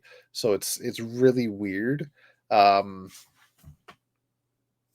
and that's pretty much all I could say. Like the story beats in this issue were interesting as a standalone issue. It's very interesting, and I liked it. But as part of a run and an ongoing story that they're crafting together, it kind of falls flat for me. So I'm giving it a honestly 7.5 out of 10. That's fair. Yeah, not horrible, but like I don't know what the fuck is happening. Yeah, yeah. you know, at least by issue 4, you should start to get an idea. Like we just got Mirror Master reintroduced, Mhm. at least introduced to the story, and he's got some shit going on. And he's got a new suit for some fucking reason, and just there's all sorts of stuff happening, and nothing is Yeah. connecting yet. And I feel like even though we're only 4 issues deep, it's completely forgotten stuff that happened in the first issue. Yeah, yeah. So I don't know. It makes me worried for anyone who's kind of expecting the payoff Yeah. in later issues, how much they're actually going to be invested. But What it's making me do is miss Jeremy Adams writing this book it's so much more. oh man, like I do enjoy Cy Spurrier stories, but goddamn, I wish we still had Jeremy Adams. yeah, yeah. I It was a think lot you of and a fun. lot of people. Yeah. Well, speaking of Jeremy Adams, you know what other book he's doing? Green Lantern. Whoa, Yeah. You know what we're about to talk about? is it Not Green that one. Lantern? It's No. Alan Scott Green Lantern, not Hal Jordan. As the best transition I'll ever give you. All right, this is Alan Scott, the Green Lantern #3, written by Tim Sheridan with art from Kian Sormy. Excuse me, colors from Matt Herms and Chris Sotomayor, letters from Lucas Gattoni, and a cover. I really like this cover from David Talaski. Mhm. All right, so we and oh man, now I'm remembering everything in this issue. It just got me so excited. We are seeing Doiby Dickles, Derby Dickles, doing his cabbie job, driving somebody around. I believe it's Gotham they're in right now, right? I was Yeah. almost said New York, but no, they were in Gotham back then. And in the distance, he sees Alan in a trench coat, trying to hide away, while this man in the back of his cab, Doiby's just talking his ear off. But it seems to potentially know Alan as well, because they're driving right by places about Alan and whatnot. But then we see Alan; he's avoiding Derby, and instead heads off to go find this guy called Mikey, in a shady part of town where a lot of crime happens. Alan's looking for information. He finds out that a man named Tommy is dead. Uh, remind me, was Tommy somebody we'd already seen? No, that was like Okay, yeah, someone he okay. So well, I he wasn't mentions that forgetting they have it. a past in the issue, but Yeah, it was but someone so he'd seen. that's that didn't happen in the first 2 issues. Like Yeah. I meant to go back and check because I couldn't remember Tommy in the first two Mhm. issues. So okay, I wasn't losing my mind. Um, Right. So this man named Tommy that Alan knows has died. Yeah. Um, and before he can get a bit more information on the matter, the police show up to break up all the criminal activity that's going on, even though there's not much, but this is where all the criminals hang out, so the cops are going to start beating people. It's the 40s. Shit's Mhm. going to happen. But Alan uses the power of the ring to escape inside a building, fading through the wall. Unfortunately, leaves his hat behind, but what can you do? Um, he then meets up with Jay at the city morgue to check out the body. Um, uh, Alan is a little bit peeved about this. Mhm. It's definitely us at least alluded to that Tommy was also a gay man, Mhm. or at least a member of the LGBT community, but Yeah. Well, I think they most likely a yeah, gay man. they mentioned that he was one of the like one of the people that was sort of working down by that area um in the profession. I don't know if they directly alluded to it or something like that, but Oh, is that what's going on down by the pier here? yeah, something like that. Okay. So I was very confused. Like they were always kind of vague about it, but I guess a little too vague for me when Alan kept talking about it. I thought they were just saying that, yeah, these are like gangsters or something. But Yeah. no, okay. I get it. Okay. That kind of criminal activity. Okay. Yeah. Okay, makes more sense to me now. Um, and that's why Alan was being all shady. Mhm. Understood. Um, right. Well, now I hate these cops even more. As you Fuck. should. As I should, yeah. All right, so Alan wants justice for Tommy's death, um, but based on who Tommy is, there's no file open, at least that Alan and Jay can find. Mhm. Um, and then as Jay tries to take Alan's side and maybe get a bit of information, like show how much he cares and whatnot, Alan gets a little defensive, as you and I were talking about earlier. Jay and Alan on opposite sides of the spectrum there. Um, Jay trying to lend a shoulder, but Alan being a little more stoic, Mhm. and then says he'll work on this alone. But then Jay says, "You missed the society meeting. Like this case has already been assigned, Mhm. and it's been none other to Jim Corrigan, the Spectre." And we then cut over to Jim, interrogating somebody in very Spectre fashion. Very Oh yeah. awesome, by the way. And as he gets the information he needs, quite forcefully sucking it out of his brain. Alan arrives and the pair go off to try and figure shit out together.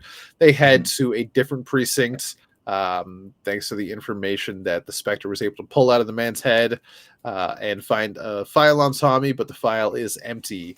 And as the pair, both having had police work under their belts, Jim Corrigan, more commonly a detective, is able to reveal that this isn't necessarily them just Mhm. brushing it off and hiding it because of Tommy's past, but um what like fuck, what's the word I'm trying to think of? Holy shit. Basically, okay, well, I'm reading what he says now, to cast suspicion elsewhere and Mhm. basically try to it's file tampering. Yeah. Potentially someone is trying to frame Alan Scott. Um and that is when Alan gets a little bit sad about shit because so many people that are close to him gets hurt, including this man named Tommy. Uh, and he has a brief talk with the Spectre about his own history and who he is and how he is basically a living sin. But this is when the Spectre, Jim Corrigan, having a direct connection to God, says, "Look, if God did not want you to love, you wouldn't love. Um, so this is fine. You're fine, and the people that are against you will get their comeuppance. Don't you worry. I'm going to make sure of that. If ever there's an ally to have on your side, it's the Yeah, fucking it's the Spectre. Yeah, Spectre. If there's ever an ally you can trust, it's the Spectre. exactly. Um, but then they get back to the mission at hand, um, and as the Spectre and Alan are talking about how the person that's bringing these deaths about, um, that's obviously very connected to Alan. It's very personal to Alan, someone that knows everything about him. And the Spectre Jim then wants to go over the past with Project Crimson, and the connection to Johnny Ladd, how some of the deaths are very reminiscent of Johnny Ladd's death, and even down to we need to track down and question the 42 officers that served with you on that ship. And then Alan goes 41. But then that is when something pops into his head: death, then life, then power, which is the words that were spoken to him when the green flame was gifted to him. And it kind of puts a thought into his head, so he flies off. But to parts unknown, we also see, I forgot to mention, Doiby picking up the same stranger in his cab to head off to basically where Alan lives. Yeah, in the village. In the village. But this man is also now showing red glowing eyes. Hint, hint. So Alan heads off to his apartment, and not really open. He flies through the wall. I always love that power about the Green Lanterns. And he flies into the room. Looks at the man, says, "Please look at me." This man is the same man that was in Doiby's cab. Says, "Please look at me, Johnny." And that's when Johnny whacks him in the face, speaks Russian to him, says "my love," and it was revealed to be Vladimir the Red Lantern. Well, he says "Vremya History," which I wanted to look that up. Thank you for doing the literal. Sorry, so I took history time. History lesson for me. He literally says history time, but history lesson for me. I took Russian for 4 years, so I saw that and I was like, "What?" Because literally translated, it means history time or time history, but the expression doesn't really work in Russian because it's kind of an American saying or an English saying. So it was a little weird, but I think I understood what he was trying to say. Or is he saying your history? No, like No. basically the intent is like you're gonna get a history lesson as to, I assume, how he survived and all that stuff. Oh, okay. But, fair enough. Yeah. So I'll be honest with you, I did not expect that at all, especially when they kept going off on this idea that the Golden Age Red Lantern is Russian. And the whole, like, you yell red motif. Okay, yeah, Russian, sure. And just, I never would have expected it was Johnny Ladd. Yeah. That's fucked. Like, that blew my fucking mind. I got to the last page and I'm pretty sure my jaw dropped twice. Which honestly made we'll get to that later, but the conversation in JSA number 8 for this week, like, all the more enlightening, because there's a moment where you sort of like hint at the history between the two, and now it's like, oh, here it is. Now it makes sense. See, I kind of fucked myself because I read JSA first. I should not have done that. Yeah. But how could you tell? How could you know, right? So yeah, it really raises a lot of questions for what's going on in JSA, which we'll talk about later on. But this was fantastic. Despite the confusions I had about certain parts of the story, which thank you for clarifying them for me.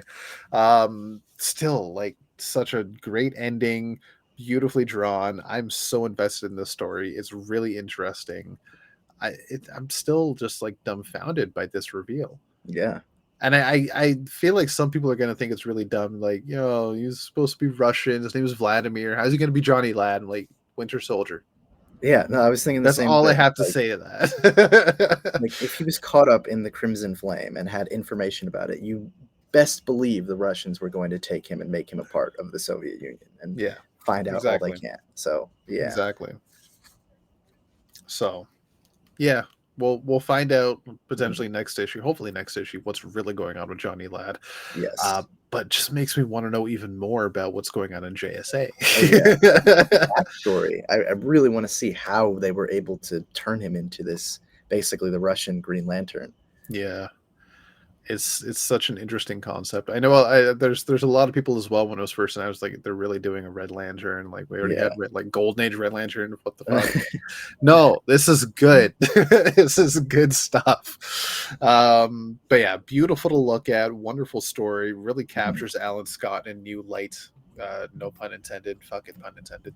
8.75 out of 10 for this issue. Yeah.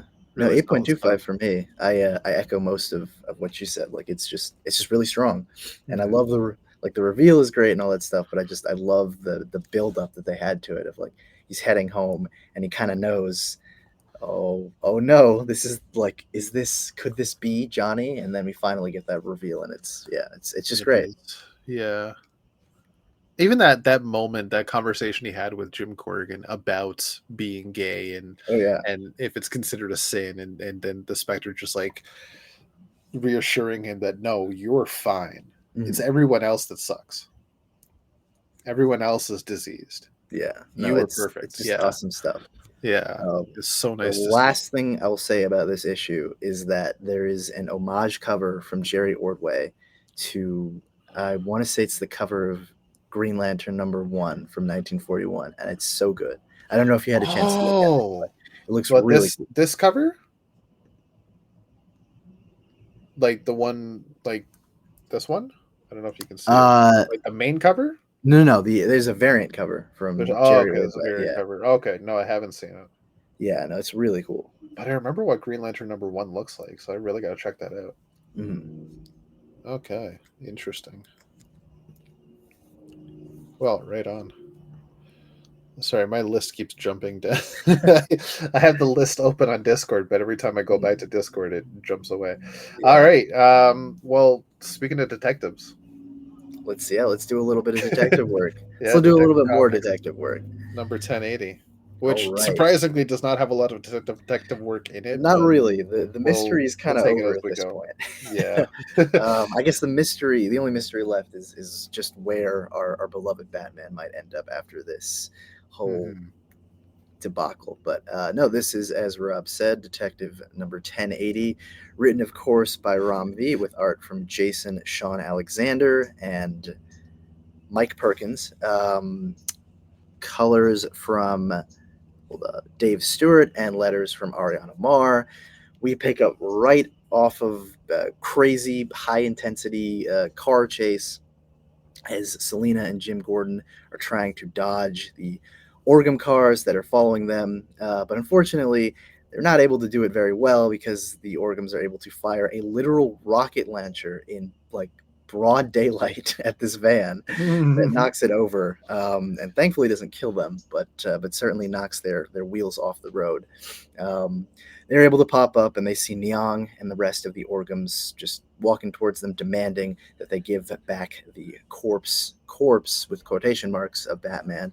Of course, they realize he's probably not dead at this point, and Selena responds very appropriately with the "over my dead blank body" or "over my blank dead body." Yeah. Um, but before Diog and his soldiers are able to retaliate against Selena for her horrible profanity, they're taken out by none other than Two Face, who we all saw coming in the last issue. And Rob had pointed that out to me, and I'd missed it, but the coin flip should have been obvious that it was Two Face. So, yep, old Harv is back in the game, and he's not doing this for Batman so much as he's doing it because really he's pissed off that the Orgums tried to sick this oh God, what were they called? The asthma on him, and he wants his payback, and rightfully Yep. so.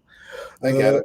And Harv is not there to mediate things or make him any less vicious. It's all Two Face now, baby. So he is getting his revenge, starting off with some proper explosives, which takes out the bridge in spectacular form and allows Selena and Jim to escape, stealing a car, boosting a car, and driving off to the pier, where they'll meet up with Talia and hopefully get Bruce away and recovered in time for him to return someday. But before we get to that part, we have a little bit of a detour. We check in with Queen Daria and her son Arzin, where they are just going back and forth over how this whole thing has kind of fallen apart.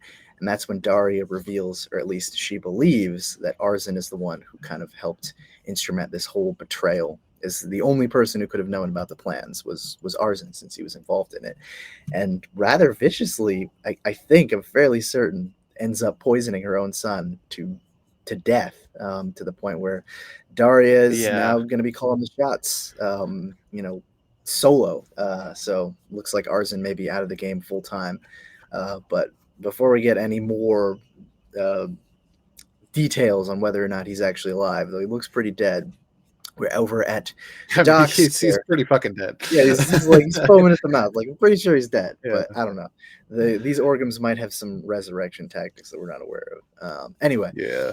but but yeah, Selena ends up handing over Bruce to Talia and trusts her that she will take him somewhere so that he can recover his mind and is able to do so, but not without some trouble along the way as they are raided by a number of forces that are trying to basically stop her mission of getting Bruce away safely. And ultimately, in the end, she's pretty much depleted of all her resources, save for Bruce, a small boat, and her wits, basically. And we cut back to Gotham, where the Batman has pretty much been erased from all people's memories, just kind of something that people can't even really recall with any kind of clarity. And of course, some of the family is still active, and you still have Azrael running around in the Asbat suit, but people are still kind of confused as to the Which looks very so nature and concept of a Batman. Um, but sorry, what's up? What's up? Hello? Huh? Can you Hi. hear me? Hello? Yeah. Hello? Hi. Oh, wait, I thought Can you you hear said me? something. Can you hear me? No. Yeah. Oh, that's weird. Hold on. Can you hear me? Yeah. Hello? Hi. Can you see me? Yeah. Hello? Hi. Can you hear and see me? Hello? I Uh can't. oh. You can't. What's going on? I can. You can. What the? Hold up. What's happening? Hello? Hi. Hello? Hi. Can you hear me? Brandon. Yes. Hello? Oh no. Brandon. Hello? What Hello? happened? Hi. Brandon, I'm here. Can you hear me? Yes. You can? Yes. Wait, what's going on? I'm so confused. You can't hear me? No. Well, I can hear you, but I can't I I, I don't know if can you hear me? Yes. Should I just keep going? Yeah, what's the problem? Oh, wait, I'm so confused. I thought I don't know. I don't know what's going on. I thought for some reason you couldn't hear me anymore. No, I could hear you just fine. It's just Oh, you randomly stopped like you thought I said something, but I didn't say anything, and then no. you just No, like I thought I oh. And I thought it was like you couldn't hear me anymore. Okay. No. Okay. Let's just You just let's you move kept past that. saying hello, and I kept saying, "Could you hear me the whole time?" Yeah, I thought you just dropped out for a second. No. That is okay. Okay. All right. Well, we're Yeah, keep nearly done going. with this summary. Yeah. So let's just pretend that didn't happen. All right. Okay. Anyway, so the rest of the city has kind of forgotten that the concept of a Batman can exist, and we end up cutting to a strange, undisclosed location where none other than Mr. Simon Hurt is having a meeting with a very, uh, very. Why am I forgetting the word? Um, Very conversational Mr. Flamingo, even though I believe he's supposed to be lobotomized, but whatever. Um, and basically This takes talks place about before Catwoman, we'll say. yeah. Well, Yeah. huh. Well, wait, wasn't he also speaking in Catwoman? Yeah. Didn't he get lobotomized in Catwoman? No, he'd always been lobotomized. That was how his character was introduced. He was just kind of like bloodthirsty assassin guy. Oh. That's why I was confused. I was like, how is he? Maybe I missed something, some other story. But anyway, Oh. basically, Hurt and Flamingo are talking about big plans with the expectation that when Batman returns, he will ultimately be the son that he always dreamed, his darling Barbatos, which I mean, I don't know. I don't want to say I saw it coming, but I saw elements of that coming, and we've been waiting Yeah, for the full emergence of this bat demon. So it'll be interesting to see where that goes. I mean, Um, can I just bring up mhm, when Bromvi's first issue, I noticed something, and I this has been on my mind since that issue, and I noticed mhm. something on the last page that you and Josh didn't, and that was Oh, the music box Bruce was looking at. mhm. It was the woman dancing with a skeleton, and it was La Danse Macabre, the dance with Oh death. yes, yeah, I remember you Yeah, mentioned that, and that was in yeah, and like R.I.P. that was a hint right Yeah, away that Doctor Hurt was going to show up at some point. yeah, yeah. I've forgotten about that again. I was like, there we go, full circle. Yeah, I called it back in the first issue. there you go. And yeah, our last sequence of this story is basically Renee suiting up as the Question once more to find out why the detective that she had assigned to track down Batman during that earlier arc where he was kind of on the run, possessed by the asthma, Nathan Fielding ended up. Wait, no. Was it Nathan Fielding? No, Henry Fielding. Henry I'm thinking of Fielding. Nathan Fielder, the comedian. I don't know. I'm all over the place today. Henry Fielding ended up being killed at the site of the Wayne's gravestones. So she'll be investigating that mystery further and tell them until she finds some kind of answer, basically. Um, the backup basically sees Damian Wayne fighting uh, a strange. I kind of had to skim this one, so apologies if I'm not giving it its full story credit. But basically, Damien fighting like a nightmare version of the woman from the stories that Talia had mentioned of Farhad and Aliasa, and basically that even though Damien has mastered lucid dreaming and is able to fight his dreams, he still is kind of scared of those elements and wakes up in fear, just like any child would. And this story was written by Dan Waters with art by Christopher Mitten, colors from Trina Farrell, and letters by Steve Wands. But yeah, basically just Damien has a nightmare, fights that nightmare, wakes up, and is still scared. The end, which is a neat story, but I don't know how much it contributes to everything overall. In terms of the main story, pretty solid wrap up, I would say so. It felt like we're not done with the Orgum stuff, obviously, but it's kind of like we're going to put it on pause a little bit, go overseas with Batman and Talia, figure out how the hell he's going to recover from all of that stuff, and then eventually, once he is back to a better place, will make his way back to Gotham City, which I know is kind of similar to what King did with City of Bane, where he was on like a beach relearning how to be Batman again after Bane took over. But I have a feeling this one will be better than that. So we'll ultimately see. But I gave this one an 8.5. I was pretty happy with it.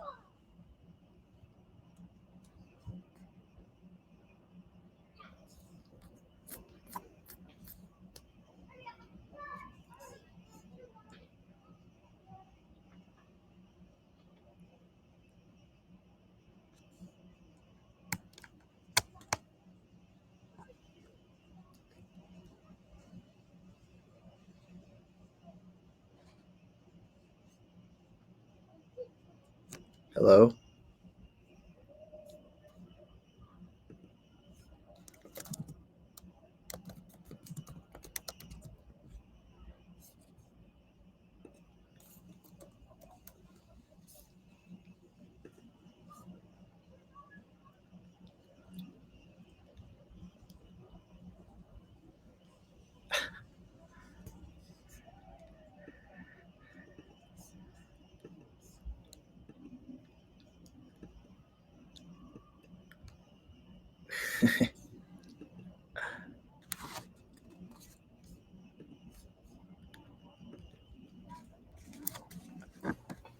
I was muted. There we go. Okay. I pulled a Josh. Oh no. Whoops. My bad. One Yeah, second. I gotta I was grab my muted. charger. I'll be right back. Yeah, no worries. Um yeah, like so this issue was kind of a stepping stone, is what I was saying. That it's still an interesting story. I'm still invested in the story, but this issue was just kind of like in between. It feels like a bunch of different things. So I wasn't as excited about this issue, even though I was at the beginning. But by the end, like there was some big moments. Like oh, Brandon's gone. I guess his laptop died. Um, some big moments like Renee Montoya suiting up as a question again, and Doctor Hurt is back. The Flamingo, um, which I didn't realize the whole thing with the lobotomy, but now that Brandon mentions it, it does sound familiar. So I don't know what's going on. The past few appearances of Flamingo, he's been fully talkative, so who knows what's going on there. Uh, it was an interesting issue. The backup has been like most of the Detective Comics backups for me. I don't really care that much. They're interesting enough, but like they're really just side stories that don't really add much at all, if anything at all, to the main story. So it doesn't really affect me whatsoever. Um, so yeah, I don't know. As for the issue, the whole issue, um, there you are.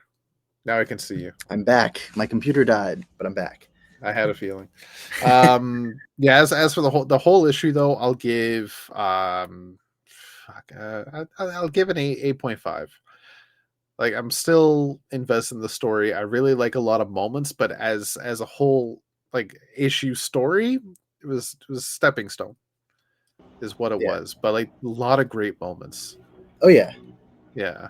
Talia and Selena face to face again. Mhm. First time since I think Batman 49 from Tom King. Something like that. Something Yeah. like that. Yeah. Which, yeah. Again, So I'm glad she's not still pissed about that sword fight. So. yeah. I mean, she'll still do anything for her beloved, even if she is pissed. Even But if I she think has if to work with the cat.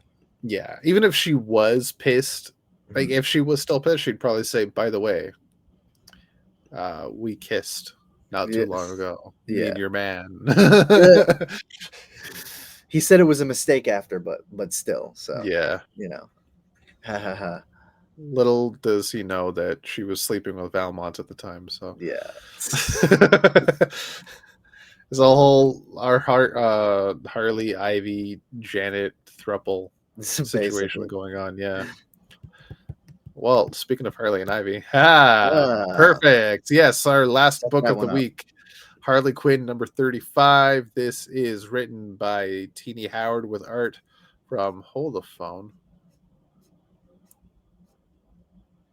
Well, okay, they fucked up. Oh, On the cover, so on the cover it still says Sweeney Boo, but the interior art on the credits says Logan Farber, with colors from weird. Triana Farrell and letters from Steve Wands. The cover is by Sweeney Boo, and looking at it now, I can definitely say the interior art is definitely not Sweeney Boo, Yeah. but it's still good nonetheless. All right, so picking up where we left off last issue, Harley and Ivy spend a night together in bed, reconciling their sudden differences thanks to Harley's, we'll say, anxiety towards her own life. Which is fairly understandable considering everything that's going on. Mhm. But they're being watched over by AI Harley, who then infiltrates the internet, I guess, and sends an email to all of Harley's contacts at the school, which would be her students, but also accidentally Kevin, who she has not spoken to since issue I think was 28 when Yeah, when he CD sent her ass Howard to took over. jail. Yeah, got her arrested. They haven't spoken since then. Uh, But the email gets sent out that the next morning at 5 a.m. there will be a finals review and it's mandatory. And Kevin ends up showing up as well because he wants to talk to Harley, even though he's not in that class and he has no idea what the fuck they're doing there at 5 a.m. The school's not even open, but he's there and he wants to reconcile. But this is when AI Harley shows up. Um, captures Kevin in a box, and then all the Max from Earth 48 show up. Really fucking weird looking Max, I gotta say. I love the design. And capture all the It's like, students, and Kevin vows to protect them because he, as he says, my friend Harley Quinn taught me to do hero stuff. That's when Harley and Lux Kirby PI show up to try and save the students, but it's a little too late. However, Lux was able to get a tracker on the prism holding the students, and they now need to wait to get more information and potentially just bug them a little bit and see what they can figure out. The students and Kevin are being heavily interrogated and potentially injected with all sorts of random stuff under the threat if Harley does not show up to save them. Then they will be punished, basically. Harley is instead having lunch with Lux, as Lux insists we need to just let it sit for a bit and see what information we can find out. That's when you get a bit of backstory on Lux Kirby PI. Excuse me, how he once, I'm assuming it might be they. He's a multi-dimensional being. It's really hard to fucking tell. yeah. Basically, Lux once had a relationship that fizzled out, and just became heartbroken after that. So Lux then turned to multiversal detective work because that is where Lux shines the best. And now Lux and Harley are off to try and figure shit out. As Harley realizes, oh no, that's not what that happens. They get a ping. Sorry, it's not Harley realizing that they got a ping from the device. Sorry, I jumped ahead. And that's Kevin talking to them. So Harley plugs the device into Lux's head, and Lux's face becomes a screen for Harley to talk to Kevin. This issue is fucking zany. Yeah. Yeah.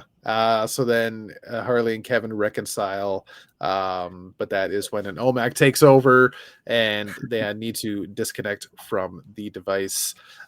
So then Harley begins to realize that maybe Lady Quark is behind all this stuff, so they need to go to Earth 48 right away and figure shit out.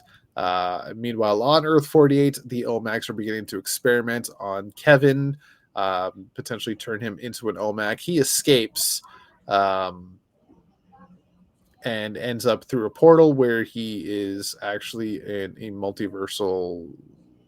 I don't remember what the fucking that tube with the eyeballs is called. That Lux and Harley were in a few issues ago. Multiversal throughway or something like that. But basically, a place you don't want to be in because you will get lost or go insane or both. Meanwhile, Lady Quark in her citadel on Earth 48 is preparing for war because this is a war world after all. Oh, wait. Actually, sorry, never mind.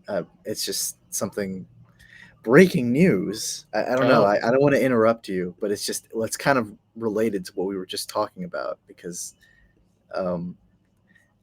apparently, I don't know if this is true, but according to Rich Johnston on Bleeding Cool, according to a zeet or tweet from X, apparently Rom-V's run on Detective will end with 1080. But, or sorry, 1089. Okay, I was going to say, like, we just did 1080. No, not the 1089. Well, shit. Yeah. 9 issues to go. Breaking news. Oh, God. Stop the presses. Stop the presses. Well, stop the presses. Shit, that's annoying. Did they say who the creative team is going to take over? No, it just says, well, I'm reading the comment now. It says, yep, we started with a plan around 30 issues-ish, 3 acts, including the annual last year and the oversized Outlaw this year. That's almost exactly on the mark. Also, to add further context to this is the longest single work I've done so far. Wow, that's impressive. Considering he's had such a strong career to this point, he's mostly done smaller projects. But yeah, wow, okay, yeah. There you go. Breaking news, hot off the press. Well, shit, that's going to be interesting to see how it ends up. Yeah. Yeah. Hmm. I want Tomasi on Detective now. Again? Oh, man. The I second like time? Tomasi on So nice I everything. liked it twice. Exactly. Yeah, it's gonna be Seamus here on Vigo, but Mhm. Yeah. if he's got a story, he's telling it well. All the power to him. Yeah. Uh, I just need to fix something here. Okay, so on Earth 48, Lady Quark has become wise that the Omax are not necessarily on her side anymore, and that they're being controlled by something else. So she has amassed her army to take the fight directly to them, but her and the king, at least I think is the king. I don't know Mhm. the fucking. I don't remember what. It's like Yeah, her husband. yeah, Yeah, Lady Quark's husband or something. husband. Yeah. Yeah. Um, but they are then being attempted to be detained by their forces, and the forces are then turned into Omax. So it's a little too late. So that's when Harley and Lux Kirby bust the door down, quite literally. Um, and Harley gets in Lady Quark's face. They have it out a little bit with their words. Lady Quark reveals that no, I've been betrayed too. Brother Eyes are not on my side, and Harley wants proof, but the proof's right in front of your face. They're fighting, and at least that's what I was thinking. Mhm. So they eventually reconcile and join forces again. Harley's saying, "Look, okay, if I'm going to save the day here, and you're as Lady Quark is giving her the free reign of all the technology on Warworld, um, Harley says, "Okay, you have to go though. You got to hide, Mhm. just in case. And if I fail, you need to save the world, save the multiverse." But that is when Lady Quark and her husband then become Omax as well. Brother Eye takes over their own bodies, so it's a little too late for them. Now Mhm. it's just Harley and Lux alone. Lady Quark's daughter, Princess Leanna, is on the way home because she could not get a hold of her parents.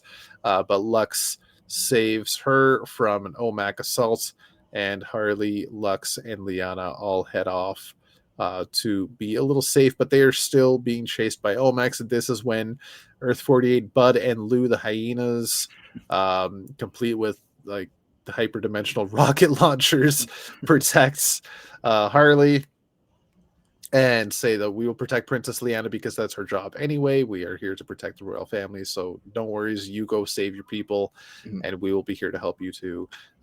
So that is when not Kirby, Harley goes to Lux Kirby and says, "Okay, let's go get the students. Since we have the tracker, let's figure it out." And Les Lux Kirby points out, "Okay, so we have the 4 students on radar, but Kevin." He's not there. He's lost in Mhm. the multi-ways. That's what it is. Yeah. The multi-ways. Yeah.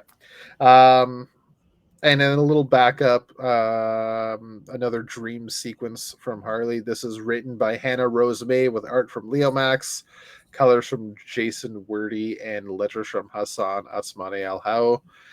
This is the one with the dinosaurs in the jungle. That's literally the title.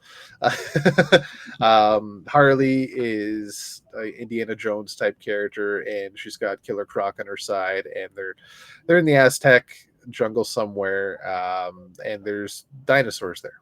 It's basically what it is. Yeah. They're looking for a knickknack, and they fight dinosaurs, and then Harley wakes up. It's very simple, as most of these have been.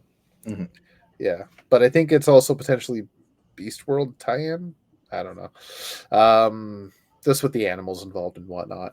All right, so the art in this issue, while really good, I could definitely tell it wasn't like there was something off about it, but I didn't realize Mhm. it wasn't Sweeney Boo.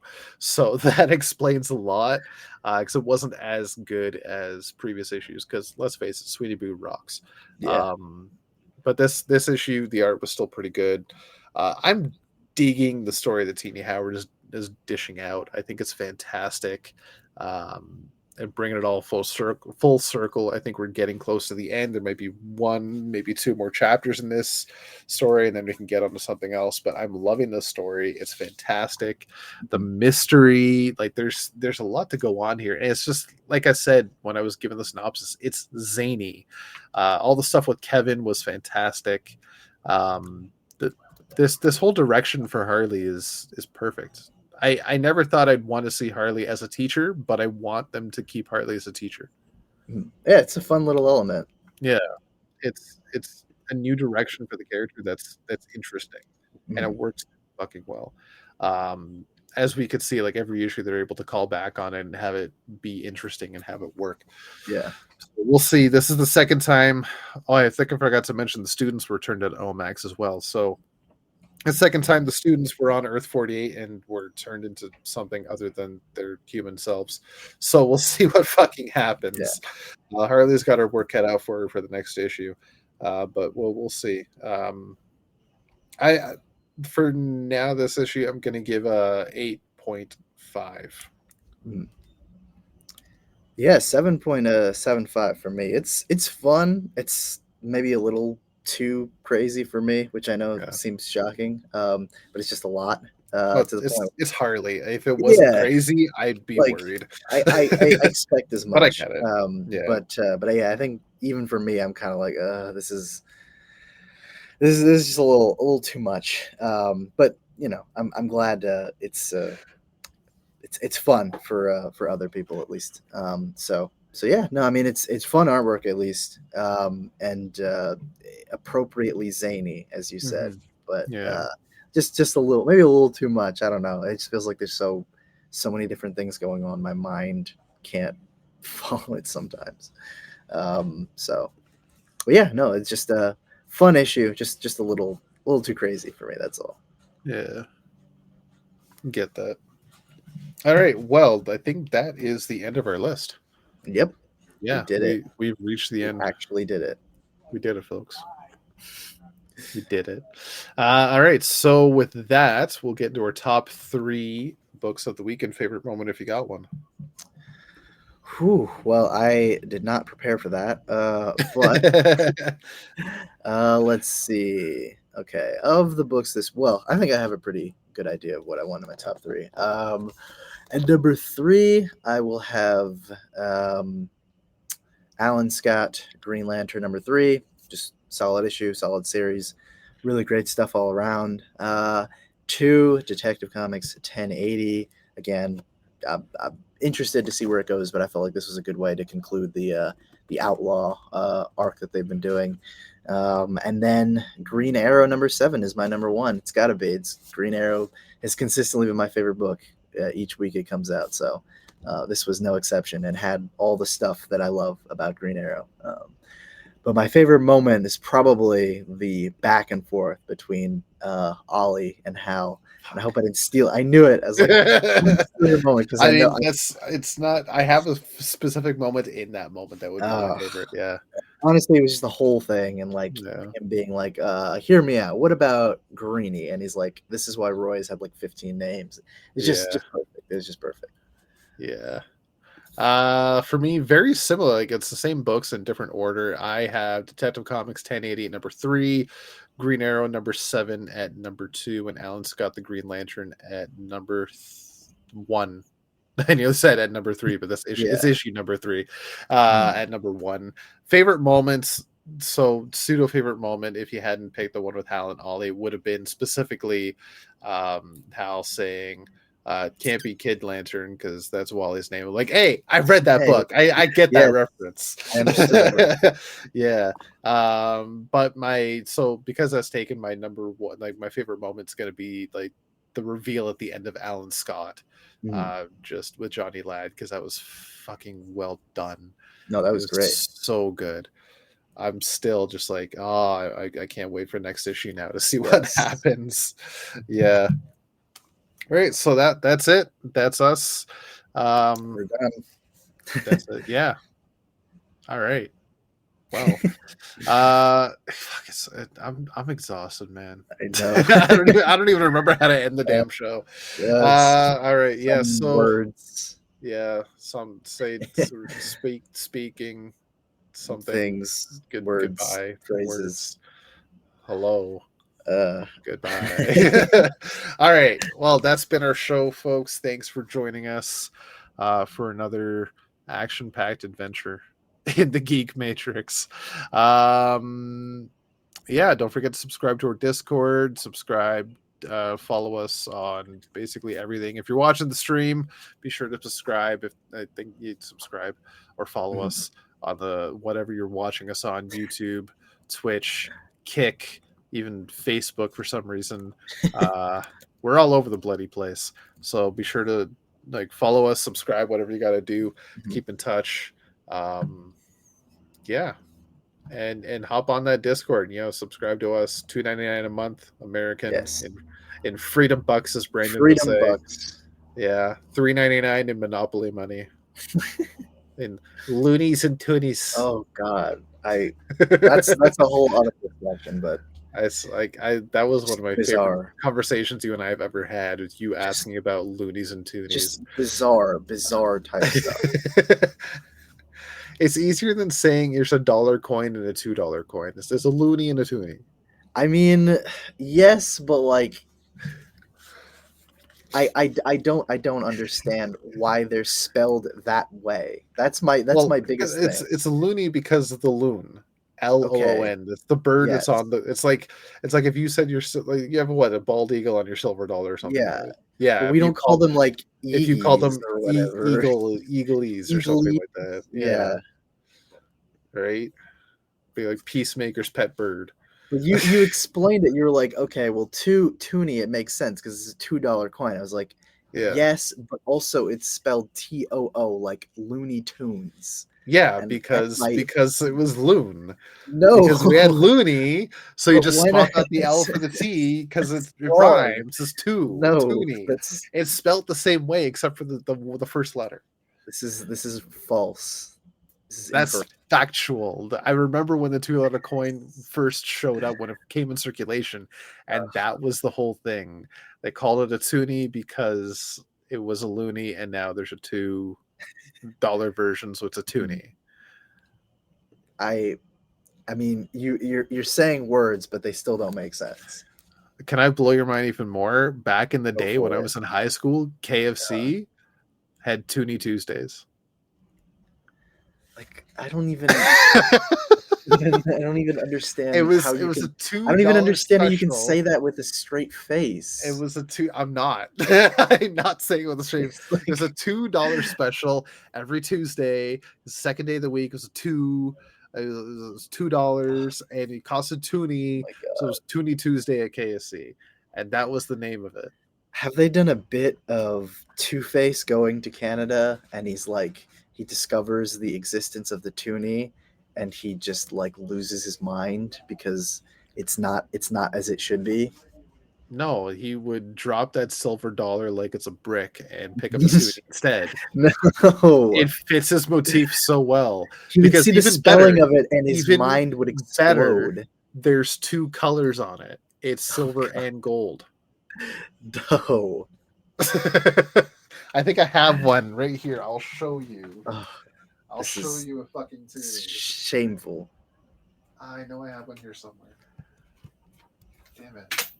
There's a dime. Maybe I don't. Maybe I only have a loony. Maybe you're in luck. Damn it. Maybe I don't have a toonie. Okay, fine. You escaped this time. I'm Brandon. so happy. I don't think I could bear it. Oh, you will. Next time I get a toonie, I will show you. They're awesome. Nah, I'll take a picture of a toonie. I'll show you. It's the whole motif is just two. It's perfect. There's two colors. There's a polar bear on it. But it should be spelled like two, like the number two, not TOO, like Looney Tunes It's cartoons. because of the loon. No, The loony. we're going in circles. I can't wrap my head around it. It's wrong. All It right. is so wrong. I don't know Anyway. how the hell you differentiate your money. It's all the same color, all your bills. Like And on that note, thank you for joining us. you have to read your money to see what denomination is. I just have to look at the color. Oh yeah. And Yeah. I look at it and I go, yep, that one's the tune. That one's the loon and that one's the tune. Yeah. Because as I said, Canada is just a living cartoon. We have colorful money and a toonie. And colorful politicians. If everything you say is that's is certainly true. a way to put. At least the Ontario Premier Doug Ford is a very colorful character. As I said to one of my coworkers, like it's almost refreshing to have a politician that's corrupt in a classic way instead of the new age way. Yeah. Yeah. Yeah. Anyway, what are the words that we say that for the show? Josh always says it. Shit, I'm so tired. What the fuck is it? It's a long week. It's yeah, I'm just joking. I know what it is. It's fuck. Do I? Do you? I don't know. I put it to the test. Think. Oh my god. Yeah, everybody has a home in the in the Geek Matrix. You're not alone. In the Geek Matrix, everybody has a home. Got it. There we Josh? Go. There it is. I always knew it. Oh, I don't think I didn't. So you have no problem with your lantern oaths, but suddenly when you need to wrap up, I have the to show, do an outro like, or it's a all over transition to another book. No, if I did every transition into outro as the Green Lantern Oath, no fucking problem. You would be set. You could do it. I could do the yellow. I could do the red. Commission. I could do the green. I could do the orange. Oh, I believe it. Yeah, I mean, orange is just one word. Yeah, what's mine is mine is mine, and whatever. Not yours. Love it. Yeah. Classic.